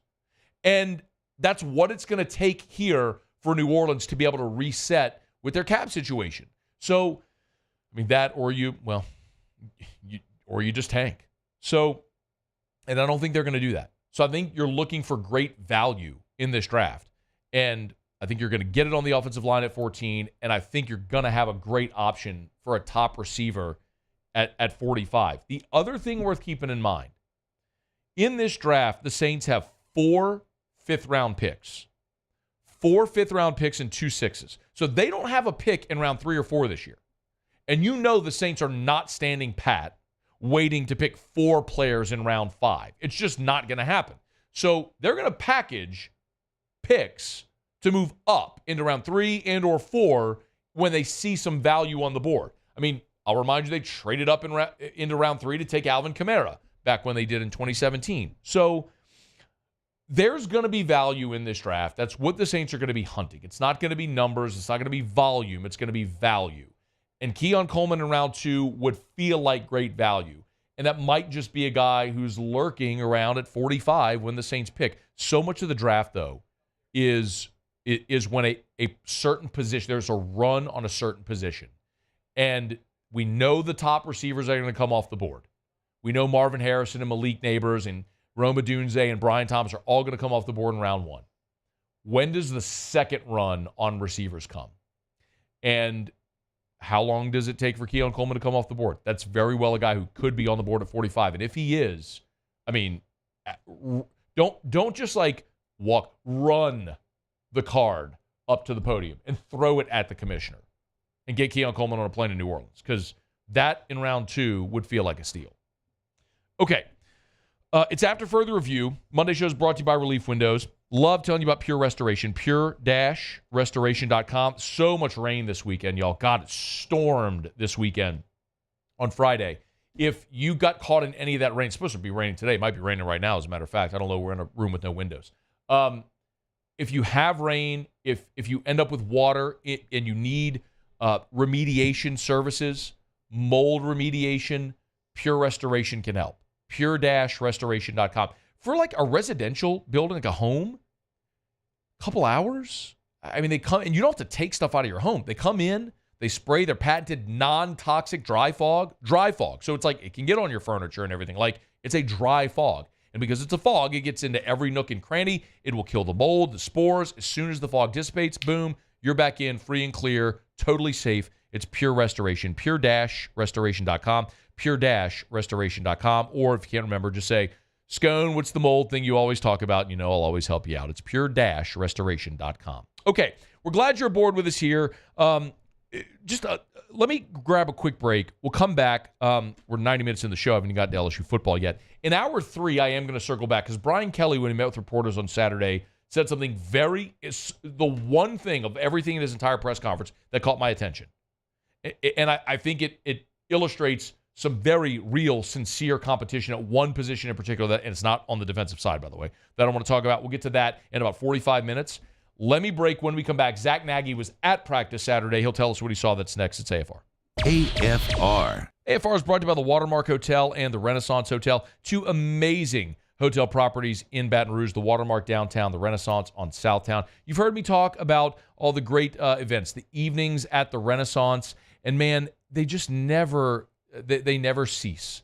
It's such a great series that they're doing. In Baton Rouge, sometimes I think wherever we live, we kind of get comfortable going to the same spots, the same bar, the same restaurant, the same thing over and over. And so I've told you, hey, go experience Tallulah inside the Renaissance Hotel. It's not a hotel bar, restaurant. It's an experience conveniently right there on Bluebonnet inside the Renaissance.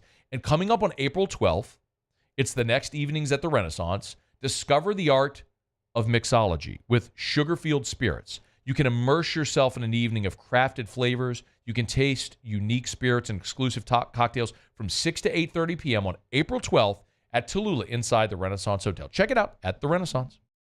Elevate brand visibility, ignite customer engagement with the power of radio and digital advertising combined. Guarantee Digital Media brings the two together as a trusted media partner in Louisiana for nearly a century. Claim your free digital audit at guaranteemedia.com. I've been doing business with Luba for 25 years. They're dependable, trustworthy. It's just the attention to detail with our clients. Our folks have years and years of experience. They're highly trained professionals, but many companies have that asset. What I'd like to think makes Luba a bit different is that we use those talents in a way that truly is dedicated to serving the needs of the folks who depend on us. Hey, it's Matt Moscona. For years, you've heard me tell you about Insurance Network of Louisiana, helping you find better coverage for less money. But it's not just for your home and auto. They also offer commercial properties. So, retail stores, professional offices like doctors, dentists, attorneys, clothing boutiques. Insurance Network of Louisiana can find you better coverage for less money. They service the entire state of Louisiana, and they're local. So call today at 293-0450 or lainsurance.net. Yo, Jake here from my friends over at Community Steel Company located in Gonzales, Louisiana. The local place you can turn to for all of your metal building needs. Notice I said local, not Houston, not Dallas, not Atlanta, but right here in Gonzales. Visit them at their brand new state-of-the-art website at communitysteelco.com or pick up the phone and give them a call today to answer all of your questions on your metal buildings, roofing and sheet metal, and any other steel needs you or your business need at 225-647-2020. Breck teamed up to reimagine your parks, and you imagined big. With your help, we went to work, creating 12 beautiful community parks across the parish. A family-sized water park, miles and miles of trails, and parks just for your dogs. There are more places to splash, to explore, to run wild, and even soar. You imagined, we delivered. Gold. Breck, your #1 park system in the nation. There it is, the extra mile, on the border of expected and extraordinary, for those willing to go further, like vans customized for work or play, with safety and tech to keep you connected, supported by a 5-star sales, service, and finance team, and backed by the 1-star you know. So go the extra mile. It's never crowded, because so few have what it takes to go there. Mercedes-Benz Vans. At Relief Windows, we're more than windows. We're windows, doors, hardy plank, and vinyl siding. But our #1 product is always customer satisfaction.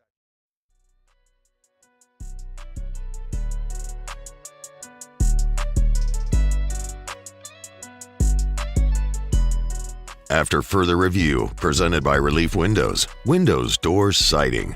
Oh yeah, they also do interior shutters. We got a lot of work done. We'll have really good film to watch, to evaluate. Allows us now to almost halfway done, really begin to, look at, where we have to strengthen ourselves, the developmental issues that we need to continue to work towards and be a more complete football team. So today was a really good day from that perspective. Saturday, the media got an opportunity to go take in a full LSU practice. Full disclosure, Saturday I was emceeing the Down Syndrome Awareness Group Buddy Walk downtown, so I was not at LSU practice. Thankfully, Zack Nagy was. He's with us now from LSU Country. Hey, man, how are you? Doing well on this end, Matt. How are you? Doing great, man. I appreciate a couple of minutes. Single biggest takeaway from the time you got to spend out there on Saturday? Yeah, look, man, we had a lot of time to sit back and evaluate the defensive backs. It's clearly a concern for every LSU fan, in the city. So getting the opportunity to check out Sage Ryan and Deshaun McBride were two things that stood out to me most. Sage Ryan obviously had 3 interceptions on the day. And look, you could blame the wind. It was pretty windy out there. Nussmeier it wasn't a favorable draw for him. But look, Sage Ryan was jumping passes. He was all over the place. He looked fantastic. The second point of emphasis for me would really be true freshman safety Deshaun McBride. This is a guy who has tremendous length.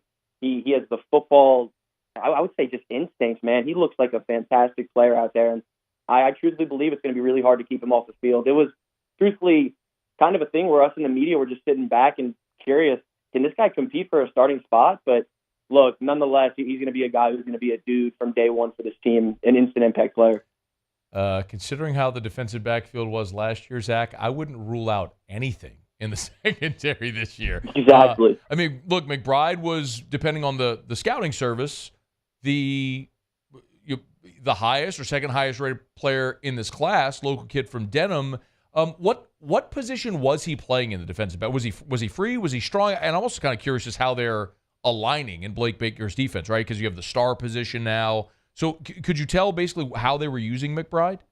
For sure. It's a unique, obviously scheme that they're running right now. And you had Jordan Gilbert and kind of Deshaun McBride flipping his way in there a little bit. But he was more of like a free safety, in my opinion, and he was all over the place. And aside from, 7-on-7, 11-on-11 work, it was really a lot of one-on-one drills with the wide receivers. Just him truly displaying his length and getting in the passing lanes was something that stood out to most of the media. And I truly believe that this is a guy who can come in year one and make that impact. I'm glad you brought up the rotations, because I was also curious about Jair Brown and J.K. Johnson, right? Those are the two Ohio State transfers. J.K. was injured, missed all of last year. Jair's just coming in. What, if anything, is J.K. Johnson doing at practice right now? And then also, how's Jair Brown look so far? Any impressions? Jair Brown's running with the second team right now. He looks great. This is a guy who's going to take time to adapt. But if you're looking at somebody like J.K. Johnson, this is going to be somebody who's still working his way back. It's clear that he's not 100% right now. It's going to take some time for him to get back to that status. He's a guy that a lot of people within the program are intrigued with. He's a guy that they think can make an impact come the fall. But it's pretty clear right here that as we transition through spring football, that this is truthfully a player who's really, just getting his legs back underneath him, getting conditioned, and working really just to get back to that full step. I think Zack Nagy's our guest, by the way. He's on Twitter at ZNaggy20, LSU Country, giving us an LSU football spring practice report from Saturday. The defensive line is going to be so interesting. We know Jacoby and Guillory and Jalen Lee are back kind of in that interior. But, Zach, I'm so interested with how the rest of that rotation is going to look. Any impressions from guys like Sean Washington or anybody else in that room right now? If I'm looking at Sean Washington specifically, I really love the relationship that he's starting to evolve with defensive line coach Bo Davis. The two are really working side by side for most of the practices. You know, we saw it on the first day. It stuck out like a sore thumb. The two were just sitting there side by side. And, you know, Coach Davis isn't scared to get in your face, scream at you, and be just the tenacious coach that he is. So that's something that sticks out to me. Obviously, from a player or a playing perspective, this is a guy who it's going to take some time to put it all together. He was out there working. He was getting in really significant reps. But at the end of the day, that's a player. It's going to take some time for him. Looking at some other guys, Davion Jones is somebody who this program is obviously elated with that he's coming back. He looks fantastic. And it's a position group that's going to take some time, Matt.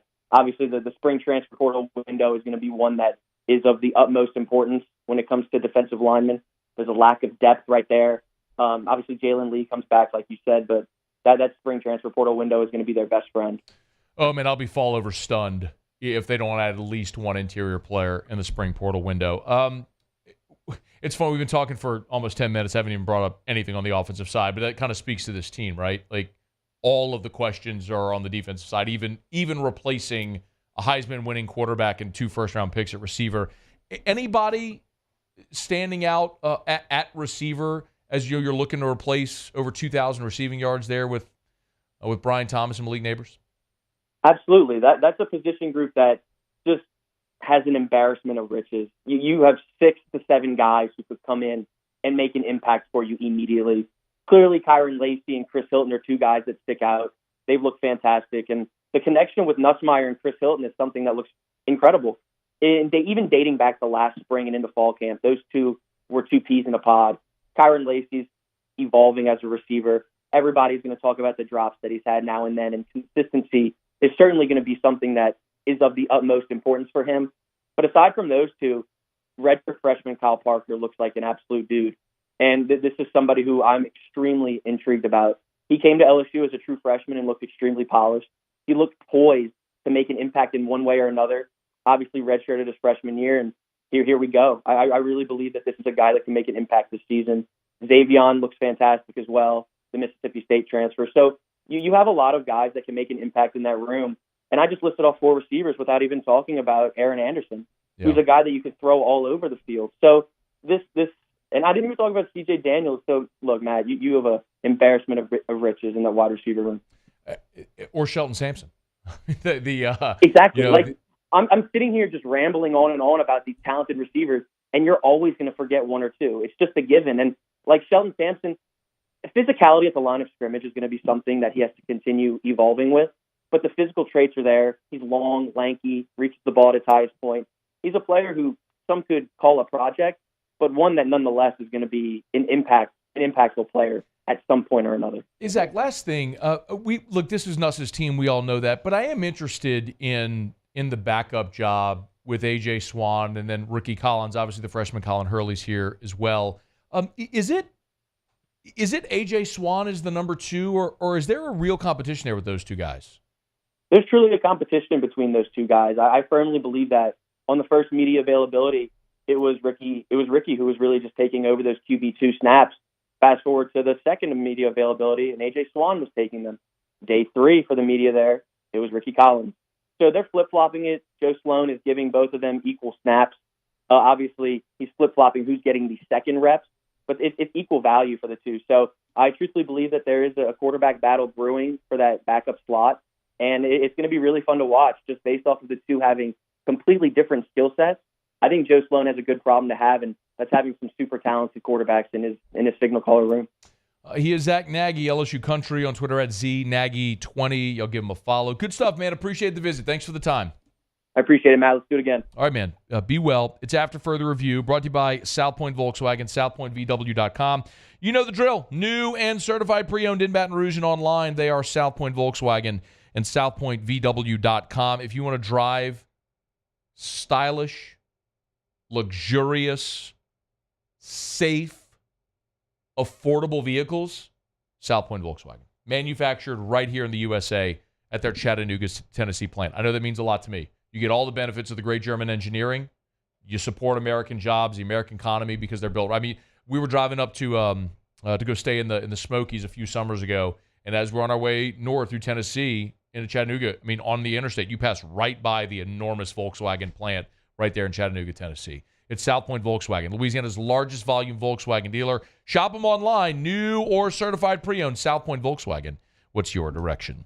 All right, y'all, it's after further review. Luch will be here in about 16 minutes. We'll talk some SEC baseball. LSU loses the series to Florida, but my goodness, how about Vandy being swept on the road at South Carolina? We got a lot to unpack. Arkansas couldn't finish off the series sweep this weekend, losing on Sunday, or losing game 3, I should say. So we'll get into all that with Luch here in about 15 minutes from right now. Monday shows are brought to you by Relief Windows, Windows Door Siding, Relief Windows, and ReliefWindows.com. Muse will have Tigers in the pros when we come back. A lot of news, including, we talked last week a bit about Odell Beckham and whether or not he might be a fit in New Orleans. Well, apparently Odell has a contract offer from an NFL team on the table. We'll talk about that in Tigers in the pros when we come back to wrap up hour number 2 next. AFR. AFR is brought to you by Rouse's, the official supermarket of the New Orleans Saints. Y'all, Easter's coming up this weekend. You know that. Of course, we're into Holy Week, so a lot of people are certainly going to be looking for crawfish, live or boiled. Rouse's has them. So you're going to be doing that Easter crawfish boil, get by Rouse's, the official supermarket of the New Orleans Saints. Rouse's has live crawfish or boiled crawfish every single day. You can start by going to the website, rouses.com, or you can download the Rouse's app, as always. If you go to rouses.com, you'll see right there on the homepage, live Louisiana crawfish. Just hit that tab right there at rouses.com. It'll give you all the info you need about getting your live crawfish for the for your crawfish boil this Easter.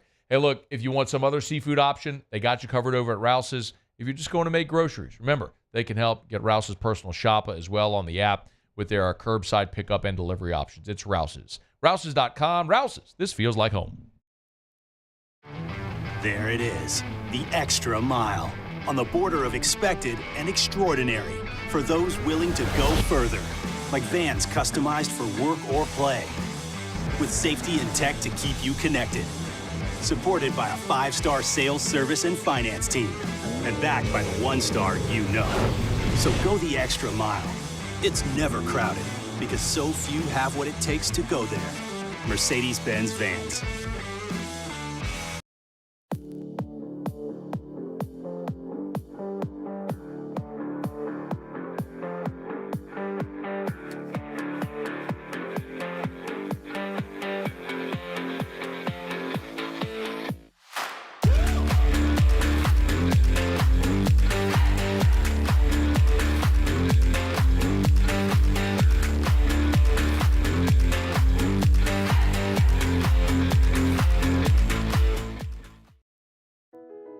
I've been doing business with Luba for 25 years. They're dependable, trustworthy. It's just the attention to detail with our clients. Our folks have years and years of experience. They're highly trained professionals. But many companies have that asset. What I'd like to think makes Luba a bit different is that we use those talents in a way that truly is dedicated to serving the needs of the folks who depend on us. Dylan Cruz here to tell you about Six Rings Baseball and Softball Camp. If you live on the North Shore and play ball, go to Six Rings Camps with former LSU assistant coach Dan Canaveri. His knowledge is second to none, and your child will improve and have fun doing it. Camps were held at Coquille Park and Six Rings Academy in Covington with 4 sessions over the summer. Full day and morning only sessions are available from ages 7 to 13. Go to sixringsbaseball.com or call 985-206-9096. Learn the game to love the game. Jerry and Benny Payne began Central Plumbing Company out of their driveway in Tanglewood Subdivision. 50 years later and 4 generations down the road, we continue to serve Baton Rouge and the surrounding areas for all of their plumbing needs. Residential, commercial, industrial, or hospitality, Central Plumbing is here 24/7, 365. We want to thank our customers, family, and friends for 50 years of success.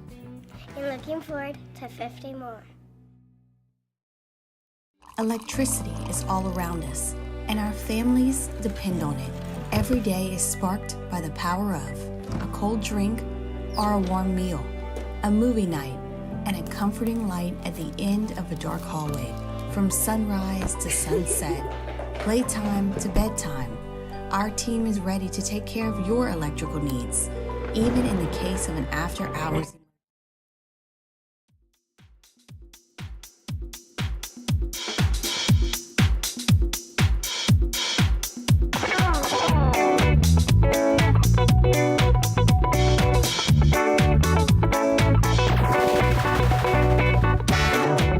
After further review, presented by Relief Windows, windows, doors, siding.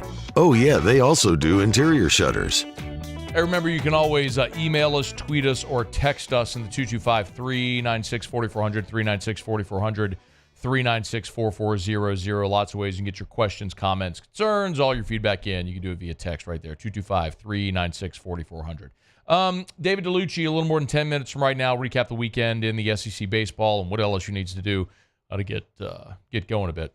We'll get to that coming up shortly. Right now, Muso, Tigers and the Pros. Tigers in the Pros. They still bleed purple and gold. They're just really rich now.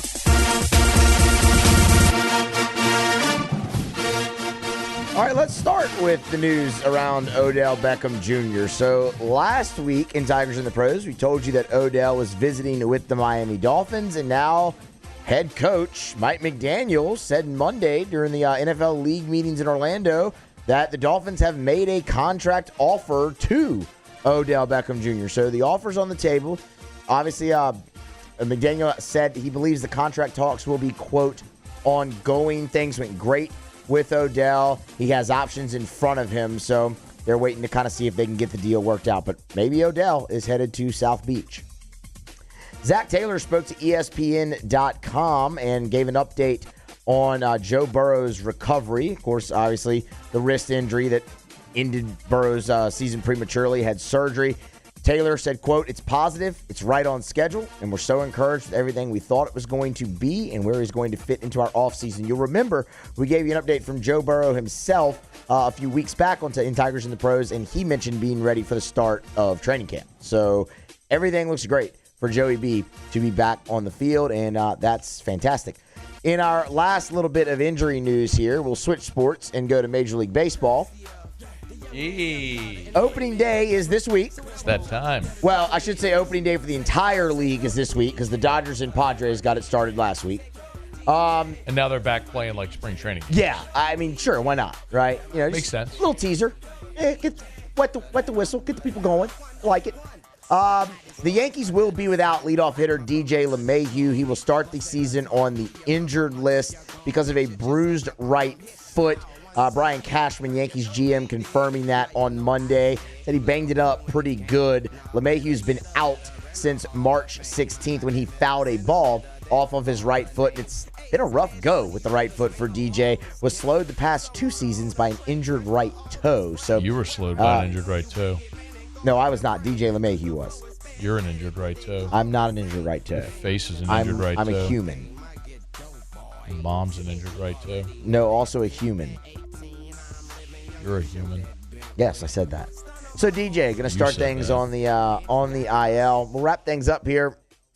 Naz Reid, you'll remember, he'd been trying to work his way back from a head injury. Well, he's back on the floor and back like he never left, quite honestly. Double-double for Naz last night. 20 and 12. Came in 29 minutes. Remember, he's filling in for Cat now, who's down with the injury. So Naz has found his way into the starting lineup, of course, when healthy.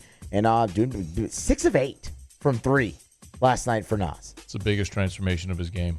I mean, yeah, he had it a little bit at LSU, but it's, consistent in the league. So, or I should say the association. 20 and 12 for Naz. Timberwolves beat the Warriors. That's Tigers in the Pros. Presented by Shaw Bills Tire and Auto Service, ShawBillsTire.com, ShawBillsTire.com. 18 locations across South Louisiana. If you're thinking about buying tires, I tell you all the time, you might as well buy tires where you can get them the absolute cheapest, and that's Shaw Bills. It's name brand tires at wholesale prices. Go to the website, hit the promotions tab. You'll see all the deals right there at ShawBillsTire.com, ShawBillsTire.com. And also, I want to remind you, you can search by year, make, model, all that sort of stuff, trim, tire size. Remember, Shaw Bills has their price match guarantee. Buy tire. It's part of the Charlie's Dozen. You buy tires at Shaw Bills. If you see them advertised within 30 days after you buy them for a cheaper price, they'll refund you 125% of the difference. That's part of the Charlie's Dozen. That's why they treat you great. That's why people go to Shaw Bills. That's why they come back year after year after year. Shaw Bills Tire and Auto Service. ShawBillsTire.com. There's nobody better. There's nowhere else that I would go buy tires than Shaw Bills. Shaw Bills Tire and Auto Service. ShawBillsTire.com. ShawBillsTire.com. Shaw Bills, where we keep you rolling. Okay, y'all, it's after further review. Glad to have you hanging out with us here. If you missed hour one, we opened up talking about the LSU baseball series loss to Florida. We'll talk some more baseball with Luch coming up after the top of the hour. I did give my thoughts on not only the LSU women's basketball win yesterday, but the whole Kim Mulkey situation with the Washington Post. That was in hour one, if you want to go back and listen to it. And I guess part of me is a little intrigued to see what comes of this piece from Kent Babb, the Washington Post reporter. But my assumption is that it's going to be exactly what we think it's going to be. It's going to be a guy with an agenda who is seeking out people who will say negative things about Kim Mulkey, and he'll present them as truths. But it'll, in fact, be half-truths, because if you're going to tell that story, you have to tell both sides of the story. And I can understand certainly Kim Mulkey's unwillingness to participate, but that doesn't mean you can't find people who will tell the other side of the story, which are saying positive things about Kim Mulkey. But I guess such is life for the Washington Post shortly after laying off 240 people because they stink. Hour 3 next. AFR. Hey, we're brought to you by the Williamson Eye Center. 924-2020, 924-2020 for the Williamson Eye Center. If you want to ditch your contacts and glasses forever, the Williamson Eye Center can help. Call 924-2020. I've told you about the Williamson Eye Center for years, and quite honestly, they've been in business for more than 70 years, the Williamson Eye Center, so they far predate me, and they predate Dr. Blake Williamson, but the progression and the advancement that the organization has made is awesome, and their commitment to our community. I mentioned the Williamson Eye Center. I was over at the Down Syndrome Awareness Group, Buddy Walk, emceeing it this Saturday. The Williamson Eye Center had a tent. They were a great sponsor. They actually provide eye care and discounts to members of our community with Down syndrome. So it's just a great way that they give back. And look, I mean, I love going to bat for Dr. Blake Williamson. He changed my life, man. I mean, I had LASIK there more than 5 years ago, 5.5 years now, and I'm thrilled. Still seeing better than 2020. It can happen for you as well. So call 924-2020 or williamsoneye.com.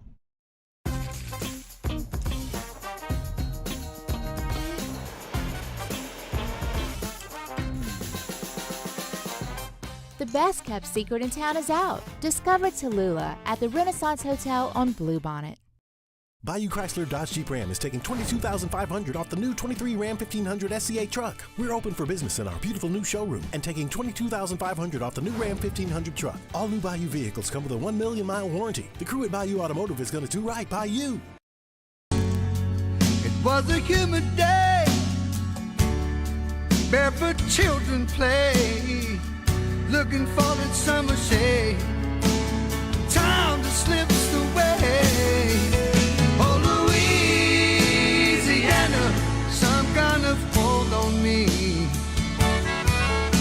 Like cypress stumps, your roots are planted deep inside of me. Hey, it's Matt Moscona. For years, you've heard me tell you about Insurance Network of Louisiana, helping you find better coverage for less money. But it's not just for your home and auto. They also offer commercial property. So, retail stores, professional offices like doctors, dentists, attorneys, clothing boutiques. Insurance Network of Louisiana can find you better coverage for less money. They service the entire state of Louisiana, and they're local. So call today at 293-0450 or lainsurance.net. Yo, Jake here from my friends over at Community Steel Company located in Gonzales, Louisiana. The local place you can turn to for all of your metal building needs. Notice I said local, not Houston, not Dallas, not Atlanta, but right here in Gonzales. Visit them at their brand new state-of-the-art website at communitysteelco.com or pick up the phone and give them a call today to answer all of your questions on your metal buildings, roofing and sheet metal, and any other steel needs you or your business need at 225-647-2020. Breck teamed up to reimagine your parks, and you imagined big.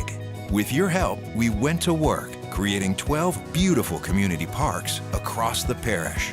A family-sized water park, miles and miles of trails, and parks just for your dogs. There are more places to splash, to explore, to run wild, and even soar. You imagined, we delivered. Gold. Breck, your #1 park system in the nation. There it is, the extra mile, on the border of expected and extraordinary, for those willing to go further, like vans customized for work or play, with safety and tech to keep you connected, supported by a 5-star sales, service, and finance team, and backed by the 1-star you know. So go the extra mile. It's never crowded, because so few have what it takes to go there. Mercedes-Benz Vans.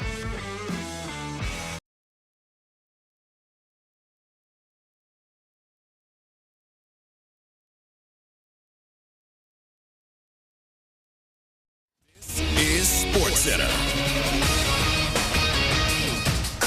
I'm Christine Lisi. Moments ago, Dodgers megastar Shohei Ohtani addressed the media for the first time about allegations against his former interpreter, said he never bet on sports, asked anyone to bet on sports on his behalf, or willfully sent money to any bookmaker. Also said he was saddened and shocked that somebody he knew and trusted could do this. Ippei Mizuhara, accused of theft of $4.5 million from Ohtani's bank account after that was sent to an illegal bookmaker.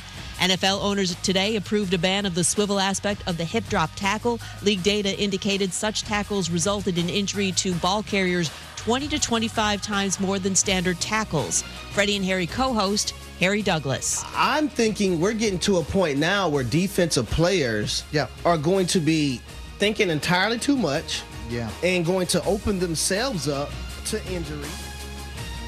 Jets owner Woody Johnson told a group of reporters if they don't trade quarterback Zack Wilson, they will keep him. If the team releases him, would still have to pay Wilson $5.5 million guaranteed salary and bonuses. The cap charge would remain $11 million. ESPN Radio is presented by Progressive Insurance. At Progressive, they're making things even easier. They'll help you bundle your home and car insurance together so you can save on both. Learn more at progressive.com or 1-800-PROGRESSIVE. Matt Moscona. I'm very important. After further review. Say it one more time. After further review with Matt Moscona. And here we go. Live from the Mercedes-Benz of Baton Rouge Studios. Let's ride!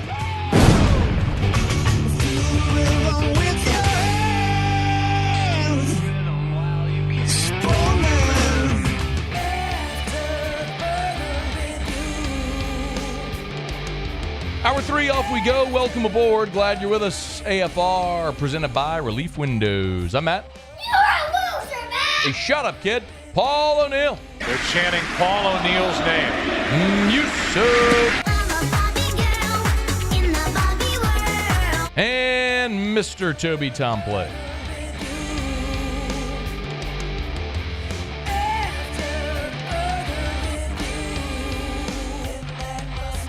All right, we're here. Glad you are as well. 5 o'clock quitting time. Glad you are driving home with us.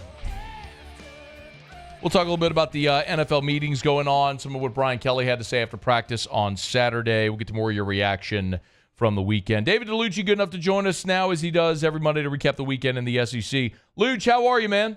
I'm doing great. Just waiting for this weather to set in tonight. We're batting down the hatches over here. I know, man. A proverbial storm around LSU baseball as well. Where is the panic meter for LSU after losing the first 2 series? Well, I think the average LSU fan is starting to raise the panic meter up quite a bit because they basically saw Florida come in and do to LSU what LSU typically does to all the other teams in the Southeastern Conference. And look, man, I'm going to go back to the Mississippi State series. Mississippi State is turning out to be a better ball club than I think everyone thought. So you tip your cap to what they did. And then Florida came in and showed that from top to bottom, the lineup is one of the most potent and powerful lineups in the country. When you have a Game 3 starter like Jack Caglione that can come in and pitch the way he did, not only did he command a fastball in the upper 90s, but he also located his changeup. That was the most effective pitch that he had. It's tough, man. But both of those teams played really good baseball. And I got to tell you, like, I'm sitting here watching the Florida hitters get into the batter's box, and the first thing I thought of is, man, it seems to me like they had more confidence at the plate than the LSU hitters, who were actually playing at home in front of a really nice crowd all weekend long. It just didn't seem like the offense was very comfortable or confident. That was certainly the case on Sunday, Luch. I mean, the big positive for LSU had to be the starting pitching actually did well. I mean, Luke Holman struck out 13. Gage Jump was really good into the sixth. And you got 4 shutout innings from Thatcher Hurd to start the game. But you're right, the offense didn't come along. So if you're Jay Johnson, like, what do you do to try to jumpstart the offense? Man, I think probably what he's going to end up doing is shuffling the lineup around a little bit. It just seems to me we're in an era where analytics is kind of controlling the offensive approaches. And the difference between non-conference and conference is the players in the SEC are so talented, they can adapt and they can adjust.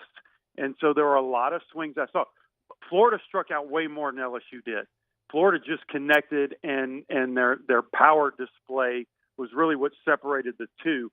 But a lot of the swings that LSU offensive players had, they just weren't. Their timing was not there. It was almost like they were in between, like they were looking for a pitch that they didn't get, but they knew they had to swing at it because this pitch was over the plate or it was a strike. So I think you got to go back to the basics. I think you got to see ball and hit ball, shuffle the lineup a little bit. Your home run guys are hitting the ball out of the ballpark. Jarrett Jones, Tommy White, Hayden Travinsky. The other thing I would like to do is clean up the defense a little bit. I saw some missed balls by the catchers for 2 very good catchers behind the plate that proved to be extremely costly, especially in Game 2. Dave Dellucci is with us. If there's a silver lining, it's kind of that the whole league is a bit of a hodgepodge right now. Vandy got swept at South Carolina. Luch, how did that happen? I don't know. I'm looking at numbers here, and I can't figure it out. I mean, it just goes to show you what the SEC is all about. Vanderbilt in the series against Auburn. Auburn is a very good team, and Auburn is 1-5 right now, which is crazy. But Vandy had 46 hits against Auburn. They only had 18 hits total against a team that is good, but Ole Miss beat South Carolina 2 out of 3 and made South Carolina look average. And here they are. Now everybody's talking about how South Carolina is very good and Vanderbilt has some holes. Vanderbilt doesn't hit the long ball, so they're going to have to beat you by long rallies. They couldn't do that. They struck out a ton over the weekend. They played terrible defense. Kentucky is your top team in the SEC East. Who would ever thought that? So it's crazy. It's jumbled. What I would say is I look at the Southeastern Conference schedule like it's a 10-round boxing match, and LSU has 2 more rounds to go. Look, in 2022, Ole Miss started at 2-4, which is where LSU is now. Then they were 5-10, 7-14. They ended up winning the national championship. And last year, Tennessee was in Omaha. They started 5-10 as well. So it's not how you start; it's how you finish. And what can you figure out along the way? And I have confidence in Jay Johnson, his staff, and his players that they'll get back on track. Yeah, the Tennessee comp of a year ago is probably the best one, Luch, because when you look ahead for LSU, you see, okay, you're at Arkansas, you're home against Vandy, you're at Tennessee. There's a very real possibility you hit the halfway point of the league at 5-10 or 6-9 in the conference. So it does go to show you can overcome that. Which result so far in the SEC, good or bad, is surprising you the most when you look at the standings through 2 weeks? I mentioned Kentucky surprising me, especially in the East, but I really believe Auburn is a much better ball club than their record shows. I mean, they ran into Arkansas, and LSU was going to get a taste of Arkansas and how good that pitching staff is next weekend. Auburn is a very good team. They will not be in last place when it's all said and done and the dust settles. I think they're going to move their way up, but it's crazy, man. So far in 2 weekends, only 3 visiting teams won series, and unfortunately for Tiger fans, they got to see one of them in the Florida Gators. But it's extremely difficult to win on the road. And just from top to bottom, maybe minus Missouri, who can kick it in gear on any given day, from top to bottom, every single one of these SEC teams can win a game and win a series. Hey, Luch, before you go, when you look ahead to this weekend, I mean, LSU at Arkansas is going to be a giant challenge. But do you see what do you see as a path for LSU this weekend on the road against that Arkansas pitching staff? Which, I mean, the staff ERA is like 2.2 right now. Yeah, it's stupid. And Hagen Smith, the lefty that's going to start game one, reminds me a lot of Paul Skeens, just the way he gets on the mound with confidence and tempo. And he just has the look and the feel of a guy that's going to be in the big leagues in a couple years. You're going to have to make him throw the ball over the heart of the plate. He's not going to waste a lot of pitches. I think in the 12 strikeout game he had the other night, he only gave up 3 hits and maybe 2 walks.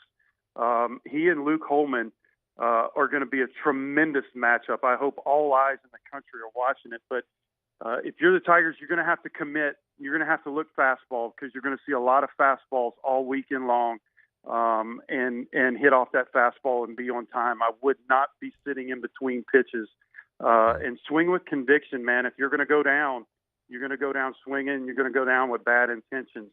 I think the Tigers are they're going to have their work cut out for them, but they've got a few days. They got a big midweek game that hopefully they can get their confidence back with. David Dellucci, good enough to join us every Monday here after the weekend that was in the Southeastern Conference. Luch, we always appreciate it, man. Happy Easter to you and your family. We'll look forward to talking next week, man. Sounds great. Thanks for having me. Thanks, Luch. It's after further review. If you're kind of looking offensively at what LSU may do, Jay Johnson kind of told you after the Florida series, and one of the things he talked about was Ethan Fry, and that's a guy very clearly he wants to get more involved.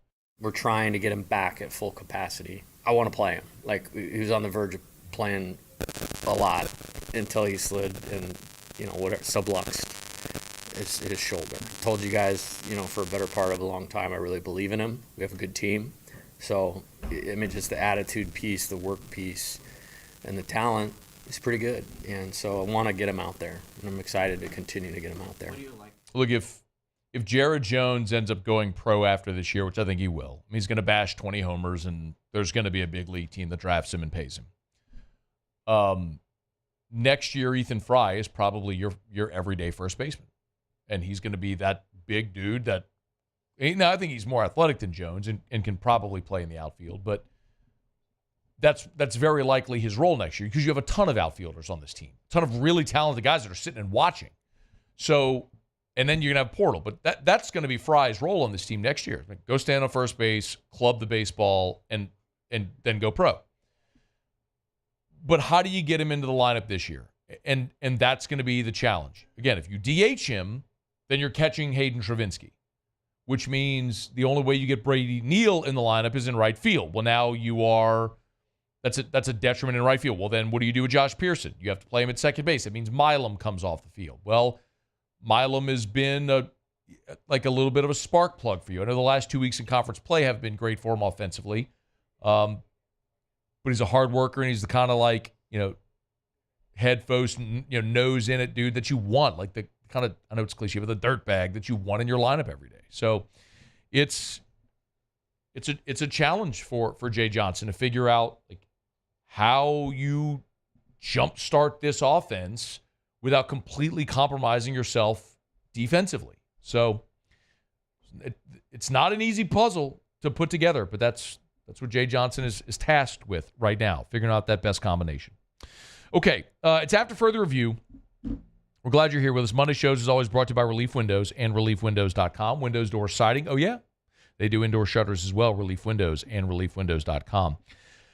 When we come back, so after practice on Saturday, Brian Kelly met with reporters, and I do want to circle back to one thing he said in particular, which of all the things Brian Kelly said, which caught my attention the most, and it's a battle for a number 2 position. It's not on the defensive side, but I do want to delve into that, and we'll get to it next on AFR. AFR. I love telling you about Darren James and Associates, brokered by LPT Realty. Darren actually sent me this over the weekend. He said, Matt, please use my live reads this week to promote this message. It's a colleague of Darren's whose daughter, Gracie, has cerebral palsy in her left foot, and they've discovered a procedure that can help her walk again. Only part of it, though, is covered by insurance, so they do have a large medical bill associated with it. And so if you can, they created a GoFundMe for Gracie. It's Rob and Melissa Filler, their daughter, Gracie. And Rob also has a restoration carpet and tile cleaning business. So proceeds from that business also are going to go to Gracie's medical fund. So, again, it's Gracie Filler if you want to go find on GoFundMe. Gracie Filler, Filler, if you can and you're willing to give to that family. Darren asked that we promote that this week. Think real estate, think Darren James. There it is, the extra mile, on the border of expected and extraordinary, for those willing to go further, like vans customized for work or play, with safety and tech to keep you connected, supported by a 5-star sales, service, and finance team, and backed by the 1-star you know. So go the extra mile. It's never crowded, because so few have what it takes to go there. Mercedes-Benz Vans. He's here. Anyone want a Coors Light? Oh, shoot, I forgot to play the song. I got a guy who can fix this. Power up your next project with John Deere Deals by Sunshine. Whether you're working hard or playing hard, our knowledgeable team will help you find the right product for you. Ask us about our amazing tractor package promotions. Learn more about what it means to be powered by Sunshine at sunequip.com.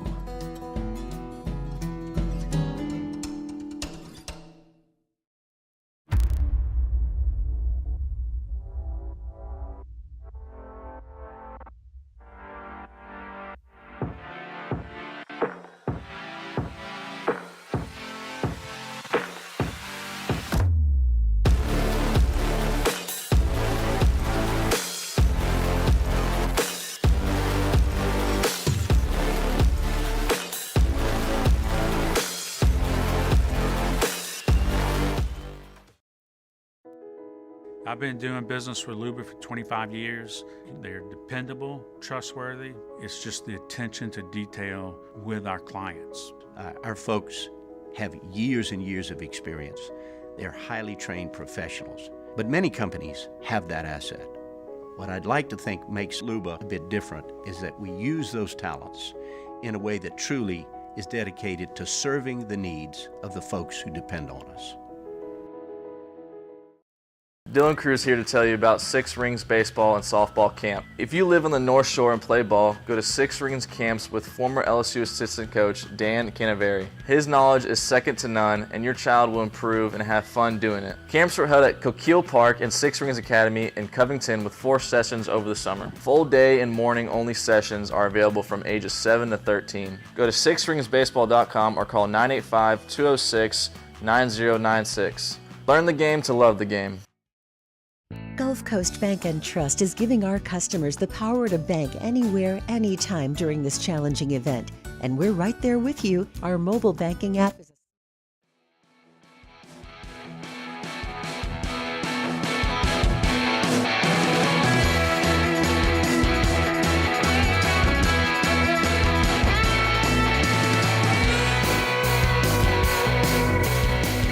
After further review, presented by Relief Windows, Windows, Doors, Siding.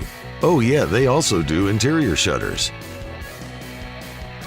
LSU football was on the practice field Saturday, full media availability, and then afterwards Brian Kelly met with reporters, and he talked about it a lot, and as you might imagine, so many of the questions about what's happening in the secondary and some obvious things where, look, they were bad defensively. They replaced the whole defensive staff. You got a couple of transfers in the secondary. Jordan Gilbert at safety. Obviously, Jair Brown coming in at cornerback from Ohio State. the numbers at defensive tackle, where you literally have an offensive lineman, Kimo Makanaole, who's moved over to defensive tackle, just to give you numbers there here in the spring. Sean Washington, the JUCO transfers come in, like Harold Perkins on the inside, Blake Baker. Like all the defense is where all the questions are, and that's where everyone's trying to find answers. Well, Brian Kelly was talking to reporters on Saturday, and he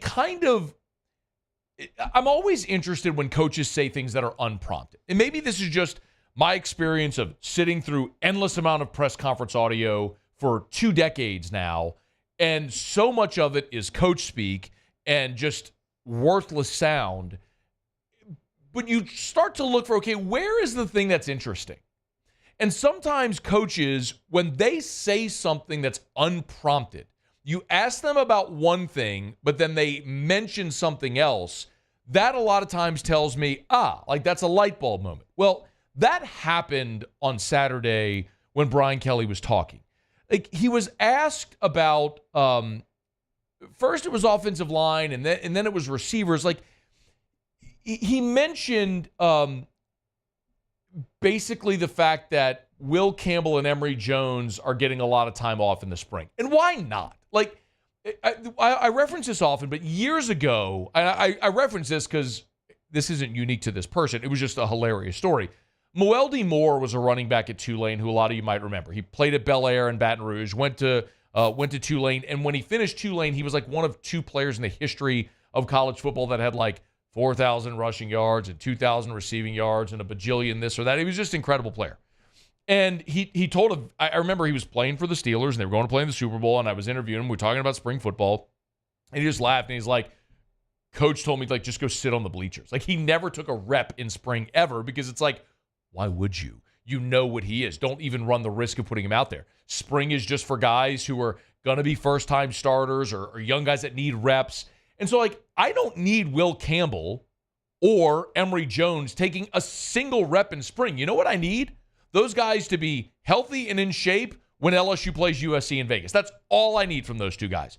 So, Bordelon and Tyree Adams have been taking reps at offensive tackle. Great. I told you last year in fall camp, Bordelon was one of my most improved guys. He was taking reps at left tackle and was winning. Like, it was very clear that was a guy who came in, had the frame, was a project, and was improving, which is really encouraging. So I love getting Bordelon and Tyree Adams reps. So Brian Kelly was asked about those 2 guys. Well, listen to the answer. There's a couple of positions I think we need key backups, and the other one that we're, as you know, that we're working on is the key backup at quarterback, and that position needs to continue to grow as well. So my eyes are on those areas, at the tackle position and certainly at the quarterback position. Nobody asked him about backup quarterback. The question was about Adams and Bordelon getting reps at offensive tackle. And Brian Kelly offered the comment about backup quarterback. Now, here's the reason that's interesting. And I'm sure you'll agree as we talk through this. They bring in A.J. Swan from Vanderbilt. Now, A.J. Swan, it's not like he had this decorated career, but A.J. Swan has played 2 years at Vanderbilt. And he's played a lot of football at Vanderbilt as well.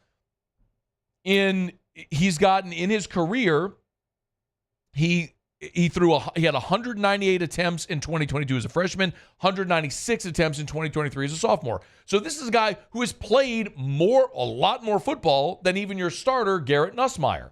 So it would stand to reason. Look, Swan and Ricky Collins aren't pushing Nussmeier. It's Nussmeier's team. He's the starter. That's not even debatable. It's never even going to be called into question. But the legitimate question is, okay, what if Nussmeier turns an ankle?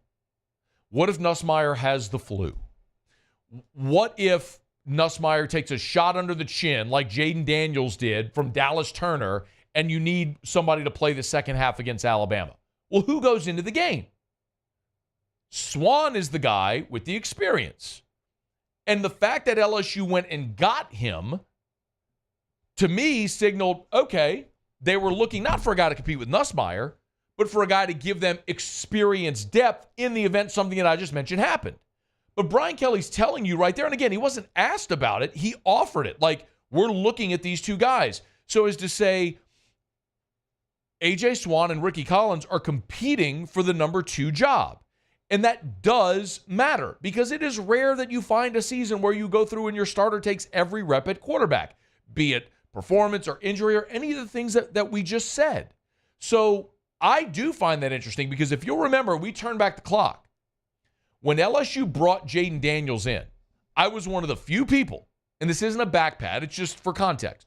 I was one of the few people who, when everybody was Miles Brennan, who said, y'all, they didn't go get a 3-year starter from Arizona State to come here and watch. There's a reason they went and got that guy. Because they weren't confident with the guys they had. And it manifests that way. It was very clear and obvious. Well, you could look at it the same way. They had Ricky Collins. They had Colin Hurley coming in. They go get A.J. Swan. You could look at it and say the reason they went and got A.J. Swan is because they wanted someone who was an experienced backup behind Nussmeier, who, by the way, is a standard prototypical NFL straight drop back quarterback, whereas Ricky Collins, who we saw at Woodlawn in Baton Rouge, is a dual threat guy. Look, I watched Ricky Collins play Catholic, and Ricky Collins didn't have a whole bunch of college guys on his team. It wasn't a whole bunch of D1 signees. And they played a Catholic team that was great, and Ricky Collins damn near single-handedly beat that team. And Catholic ain't used to losing to Woodlawn. They lost to Ricky Collins that day at Memorial. Anyway, so they're stylistically very different. So you go get A.J. Swan, it's like, oh, I see. You want the standard prototypical drop-back pocket passer who's more like Nussmeier because Nuss isn't going to run. Nuss had 1 rushing attempt last year. 1. He had he had 1 rushing yard last year. It's not a part of your offense. It's not a part of A.J. Swan's game either.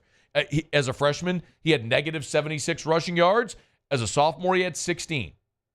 Nuss and Swan are similar, so the transition seemingly would be easier from one to the next if it happened that way. Well, Brian Kelly's telling you, no.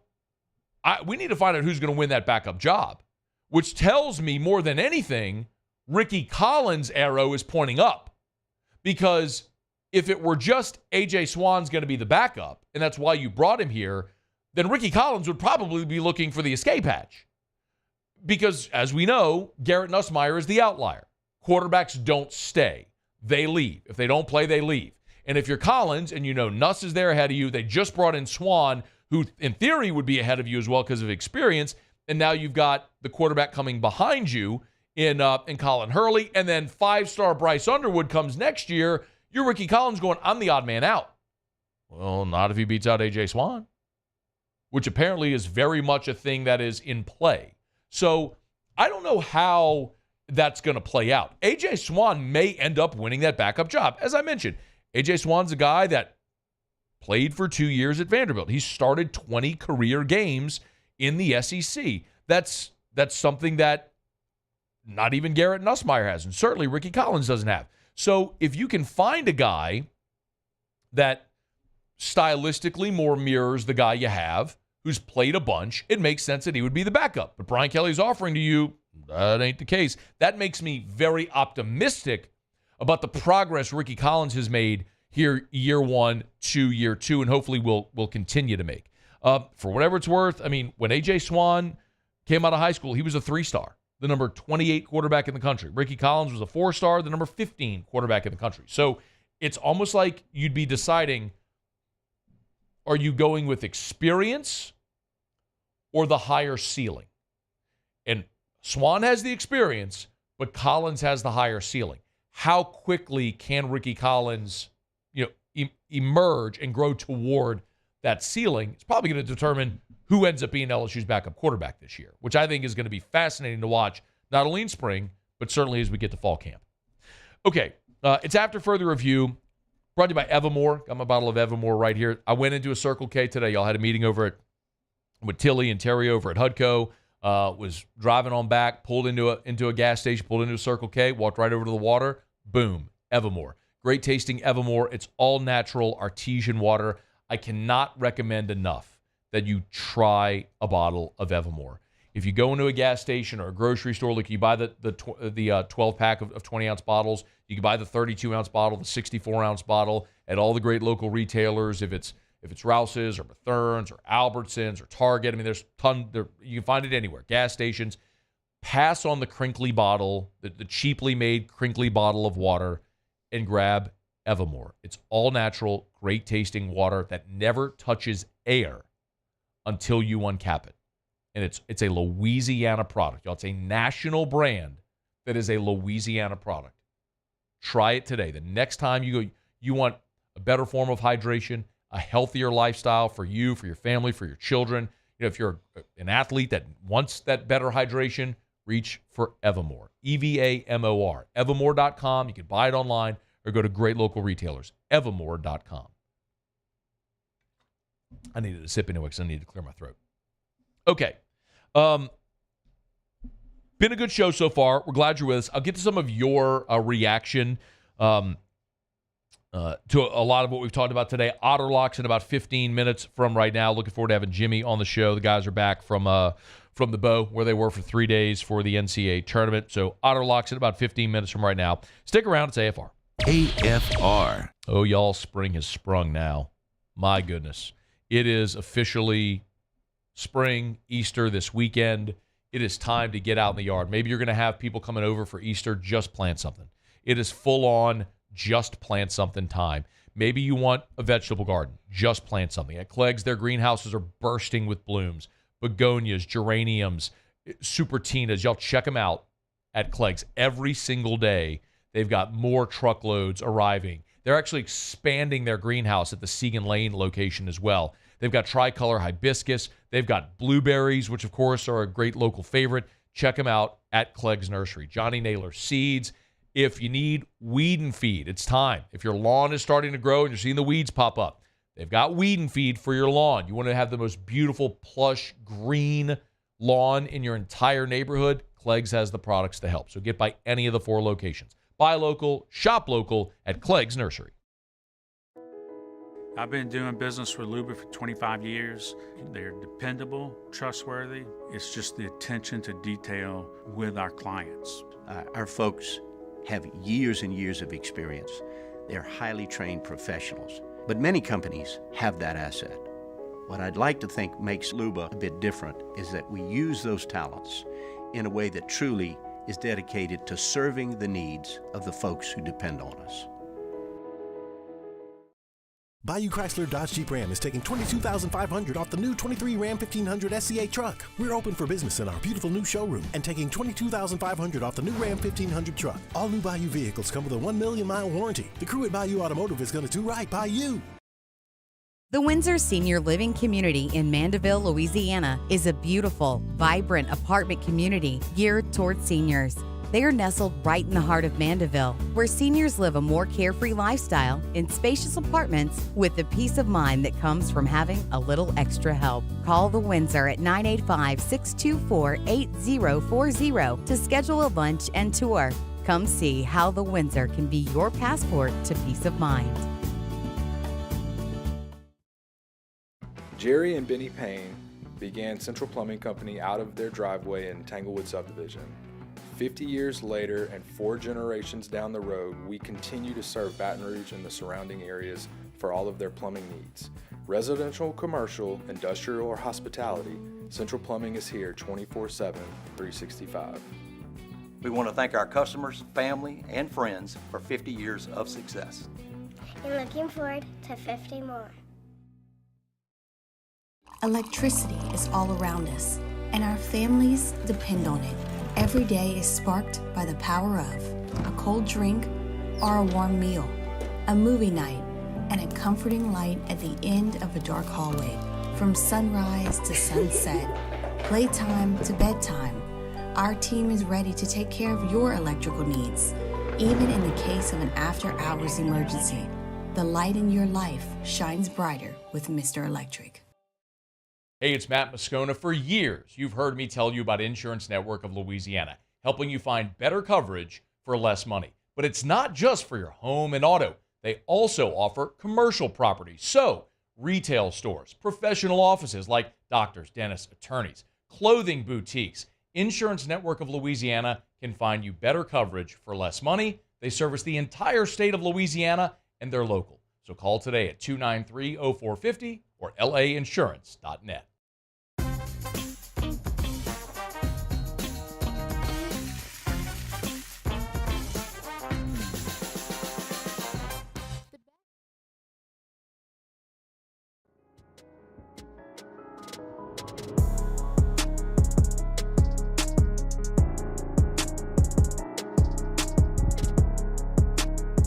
After further review, presented by Relief Windows, windows, doors, siding. Oh yeah, they also do interior shutters. We'll get to Auto Locks about 10 minutes from right now. One of the big stories in the weekend, of course, was Kim Mulkey's statement. She made her sort of preemptive strike against the Washington Post for a story they're apparently working on. The reporter is a guy named Kent Babb, and a couple of years ago he wrote a piece about Brian Kelly being a $100 million coach in Baton Rouge when, if I'm to summarize, hey, Baton Rouge, your city is a dump, and you're paying a coach $100 million. Your priorities are out of whack. That was the gist of it.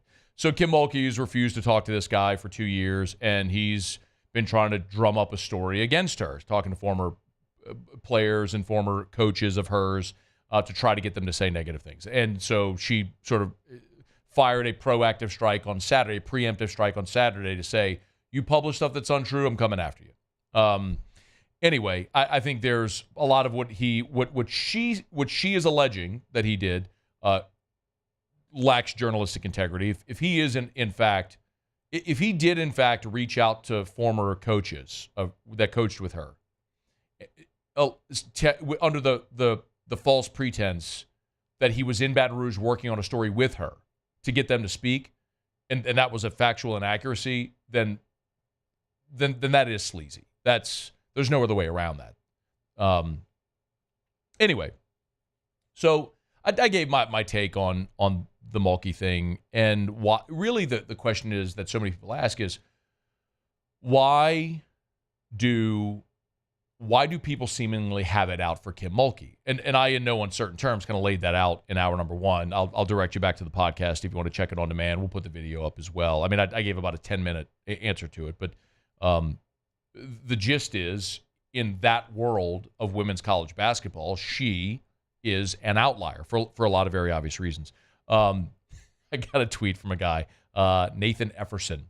For someone who claims to be politically agnostic, congratulations on proving that false in 30 seconds of your Kim Mulkey take. I know you want clicks and to be, quote, Baton Rouge famous for free drinks at Chili's, but come on. I always laugh. So first of all, Chili's 2-for-1 is fire. I'm not going to lie. Like, you go in there, you get 2-for-1 and the queso. That's pretty fire, dude. Why the stray at Chili's? Like, really, man? Dang. I mean, I'm with you. I like Chili's. Yeah.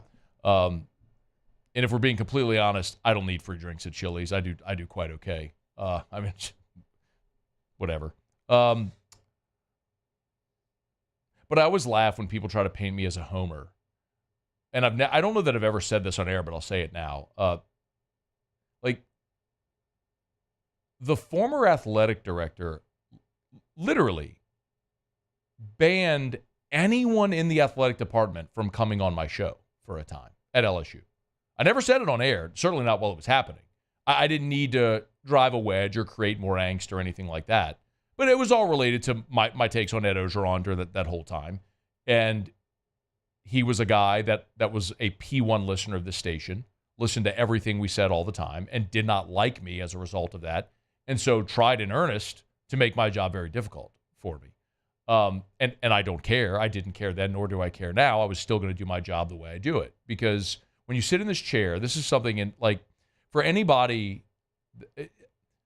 maybe this resonates with you. Maybe you're someone who aspires to be a host, a podcast, a media creator. Maybe your kid does or something. When you do this job, you cannot care what people think. The only way to do it well, there's only one way, one truth in this job, which is you're honest to yourself. You cannot fabricate opinions, because ultimately people will find you to be a fraud. That's just the fact. Because if you fabricate opinions for attention, eventually you're going to contradict yourself, and people aren't dumb. So the thing I say all the time when anyone asks is, what I say here, I truly believe. And if there comes a day when the whole collective of you who are kind enough to spend part of your day listening or watching, wherever you may be, you all collectively may come to the point one day where you say, you know what, Scone stinks. We're sick of him. He's been on air long enough. Never listening to that guy again. Okay, I'll leave. I mean, it's really that simple. There is nothing I can do, literally nothing, to make you listen to or watch this show. Nothing. It's like any form of art. An artist cannot make people love their music. An actor cannot make people love their movies. A painter cannot make people love their art. I'm not calling myself an artist, but I think you understand my point. I just do a show. You either like it or you don't. Over the course of the last 14 years, we've had a great amount of success. If it's ratings or revenue or awards or digital impressions or any metric, any measure of success, we've had a lot of it. And I'm super humbled by that and always fortunate. But it's because I just sit here and I tell you my truth, whatever that may be, whether you like it or don't. And I'm never going to fabricate an opinion to make you like me. So to the guy that says I'm trying to be Baton Rouge famous, brother, I don't. The only thing I care about in life when I wake up in the morning is to create a great life for my wife and my son, and to try to be a good human. Like, that's it. If the day comes and nobody listens to this show anymore, I'll figure it out, man. Like, I'm good. I'll go figure something out. I'll load bananas on a truck. I don't know. I'll do something. But it's just, the funny part about that take, though, is, and this is what I was getting at, if you have the time or the tolerance to go back and listen to the whole segment that I did earlier, was with respect to Kim Mulkey, she's an outlier because she is a unapologetically outspoken, heterosexual, white woman, Southern Christian conservative, all that stuff, in an ecosystem that makes her an outlier, right? And the point I was making was, I don't care. I don't care if you're left, right, red, blue, RD, conservative, liberal. I don't care. I'm like one iota. There's not an ounce of me that cares. I believe that if you live on either one of those fringes, you're both nuts. Like, instead of arguing over our differences, why don't we try to focus more on our commonalities to find common ground and the reasons that we can all get along and make the world better? Like, that's just my approach to life. I thought I wanted to do news and politics. I don't know why I'm going down the stretch. This all just popped into my mind as that guy tweeted that and I was reading that. Like, I wanted to do news. Like, I thought I was going to be a newsman. And this is when, like, the evening news was still a thing. Like, I was going to be Peter Jennings or Tom Brokaw or someone like that, Dan Rather. And I went down that path for 4 or 5 years, and I hated it. I just hated the culture around it. That's why I do sports now. So that's why I pivoted in my career back in 2007. So, yeah, man. But what I find is, so like this guy who tweeted at me, it's always interesting when you, either side, by the way, whether you are far left or far right, you're both kooks.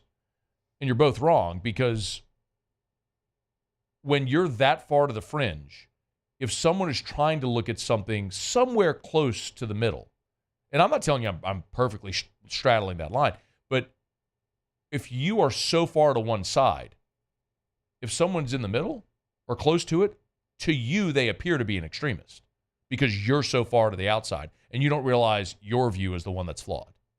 So, whatever. I hate politics. I hate talking about politics and social events and all that stuff. Like, I've always believed with this show, and this is a good time to talk about it because of all the stuff popping up. I've always believed with this show that you come here for sports. That's why you're here. It's not to say other things don't matter, but I'm not going to do the bait and switch. Like, you come here with the expectation of hearing about sports, so that's what I'm going to do.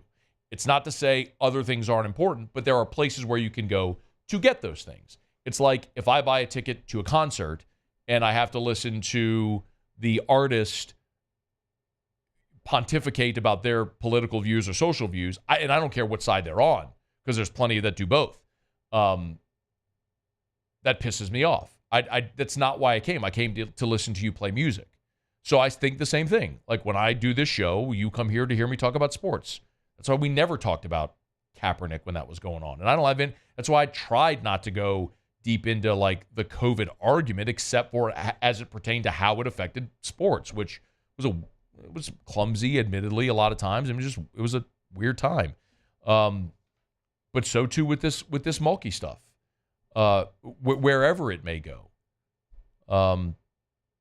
I'm more interested in how LSU is going to fare in the Sweet 16 against UCLA or Creighton, whoever wins tonight. And if they win, are they going to play Caitlin Clark in Iowa and get a rematch of last year's championship game, and how the matchup has changed? You don't have Jasmine Carson out there going 100% from three like she did in the championship. You're like, that's the more interesting thing for me than all this. But sometimes these things become the storyline, and that was the storyline this weekend, so I had to talk about it. Anyway, I just want to take some time to I don't know why I felt compelled to take time to talk about that, but I did. So I hope you'll indulge me.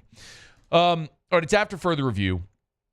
We're brought to you by Michelli Weighing and Measurement. Love my friends over at Michelli. They're great, man.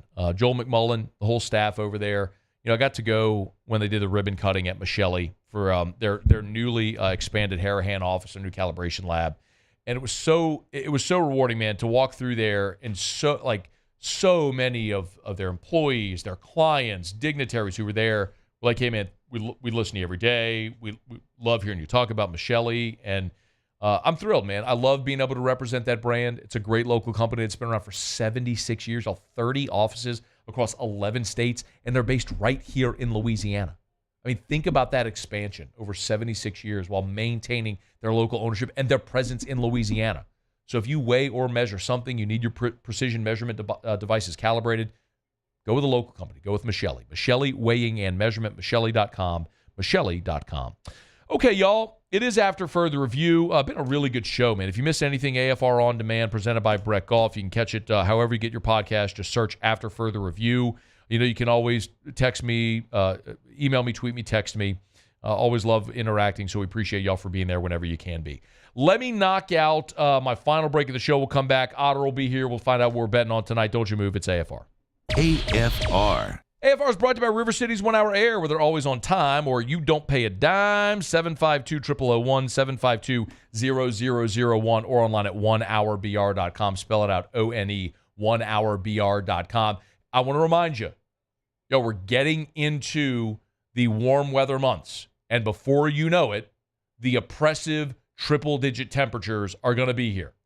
Make sure you call River City's 1 Hour Air for the preseason AC tune-up. It's affordable. It's easy. What they're going to do is they'll send a technician to your house. They'll make sure your home central AC is clean and running efficiently, because the last thing in the world you want is some little bitty problem that when your AC is running round the clock, 24/7, 365, when it's 110, heat index of 110, that causes a really big problem. Catch it now. Call River City's 1 Hour Air, 752-0001, 752-0001, where they're always on time or you don't pay a dime.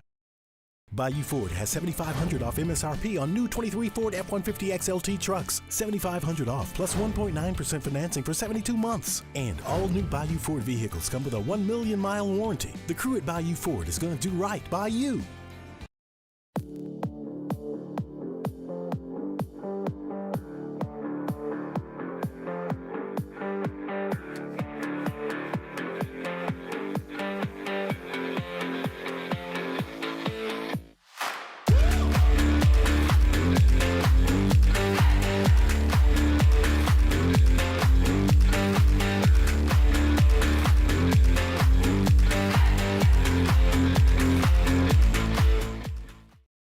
Yo, Jake here from my friends over at Community Steel Company located in Gonzales, Louisiana.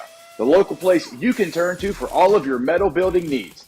Notice I said local, not Houston, not Dallas, not Atlanta, but right here in Gonzales. Visit them at their brand new state-of-the-art website at communitysteelco.com or pick up the phone and give them a call today to answer all of your questions on your metal buildings, roofing and sheet metal, and any other steel needs you or your business need at 225-647-2020.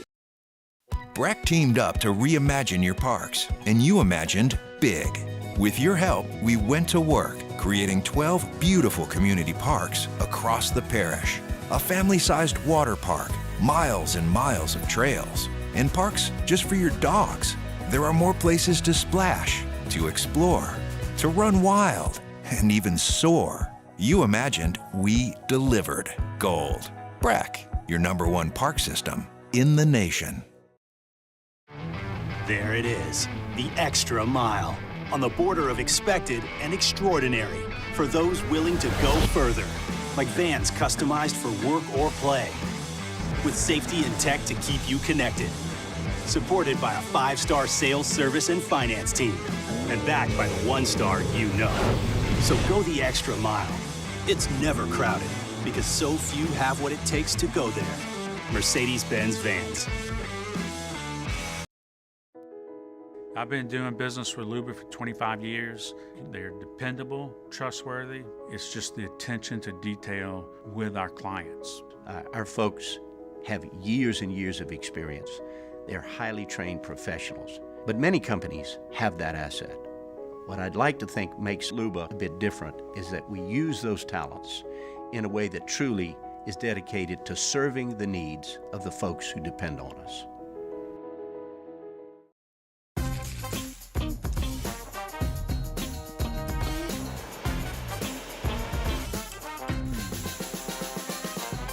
The best.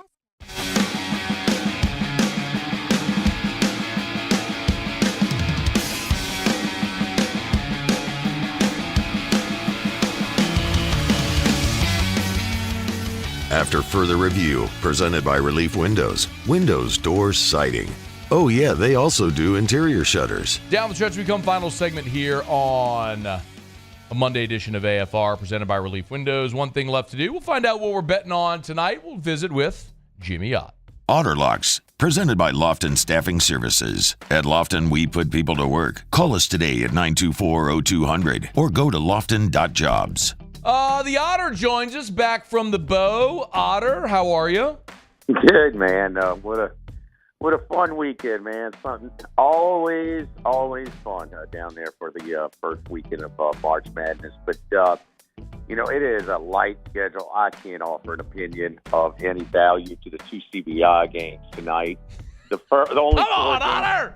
only 4 games in the NBA with confirmed lineups are real garbage. It's just tough, and I'm not. I can't tell you. We've bet a few women's basketball games, but nothing on this tonight as well. But sort of recap on the weekend, Matt. The public loves betting the underdog Cinderella story, the mid-majors in the first 2 days of the tournament. But the favorites covered all 4 days: 9 and 7 Thursday, 9 and 7 Friday, 6 and 2 on Saturday, and then 5 and 3 last night. So the public did shift though their action from the underdogs to the favorites on Saturday and Sunday, as then more of the designer teams, the jitters are out the way, and they cashed in a lot. Only one big underdog winning outright yesterday, saving them from really getting hammered, and that was Clemson over Baylor. Anything you're looking ahead to already for the round of 16? Yeah, we're just looking at the Clemson line that is climbing a little bit. Where we look at it today? Matt. I'm looking at Clemson, Arizona. I'm looking at 7 right now. Well, the one thing is that UConn, since they lost, that line has climbed already. That line opened up against Northwestern yesterday. At 11.5, they bet it to 14.5 immediately. Since they lost in Omaha to Creighton, they're on the 9-game winning streak, and they've covered 8 of those 9. And they're not coming close either. I mean, Northwestern did get within range late last night, but I mean, UConn they are just pounding them like the games are over. And San Diego State's the lone representative for the Mountain West Conference. They got beat up pretty good in this tournament as well. So, coming into this tournament, UConn was the public team. They're down to 2-1 to win the whole thing. Wow. So, I mean, by comparison, Charlie and I got plus 350 on any of the Big East teams to win the whole thing. That includes Creighton and Marquette left standing as well. Alabama line has moved from 4 to 4.5, so they're betting North Carolina a little early. The funny thing is, Alabama, Oates talked about it after their first round game. One of their players talked about it in the post-game presser. They played hard on defense last night. They came 40 points under the total last night. So, if they continue to play defense like that, they're going to be an under team all of a sudden. They're the highest scoring team in the country, over the course of the season. So, like A&M. 1 minute remaining. Started scoring, and they were a very fashionable pick on the overs as of late, including last night, which they went over, even in regulation, by 30 or 40 points. Yeah, that was wild. I mean, to have the 100-95 final, even in an overtime game, was wild to see in that Houston Texas A&M game. Well, the round of 16 is coming up this weekend. We'll hopefully have a better card tomorrow night around the association. We'll have something on the docket. Maybe we can. We will have something tomorrow. We'll holler at our boy Dellucci. See if he can get us some hockey there.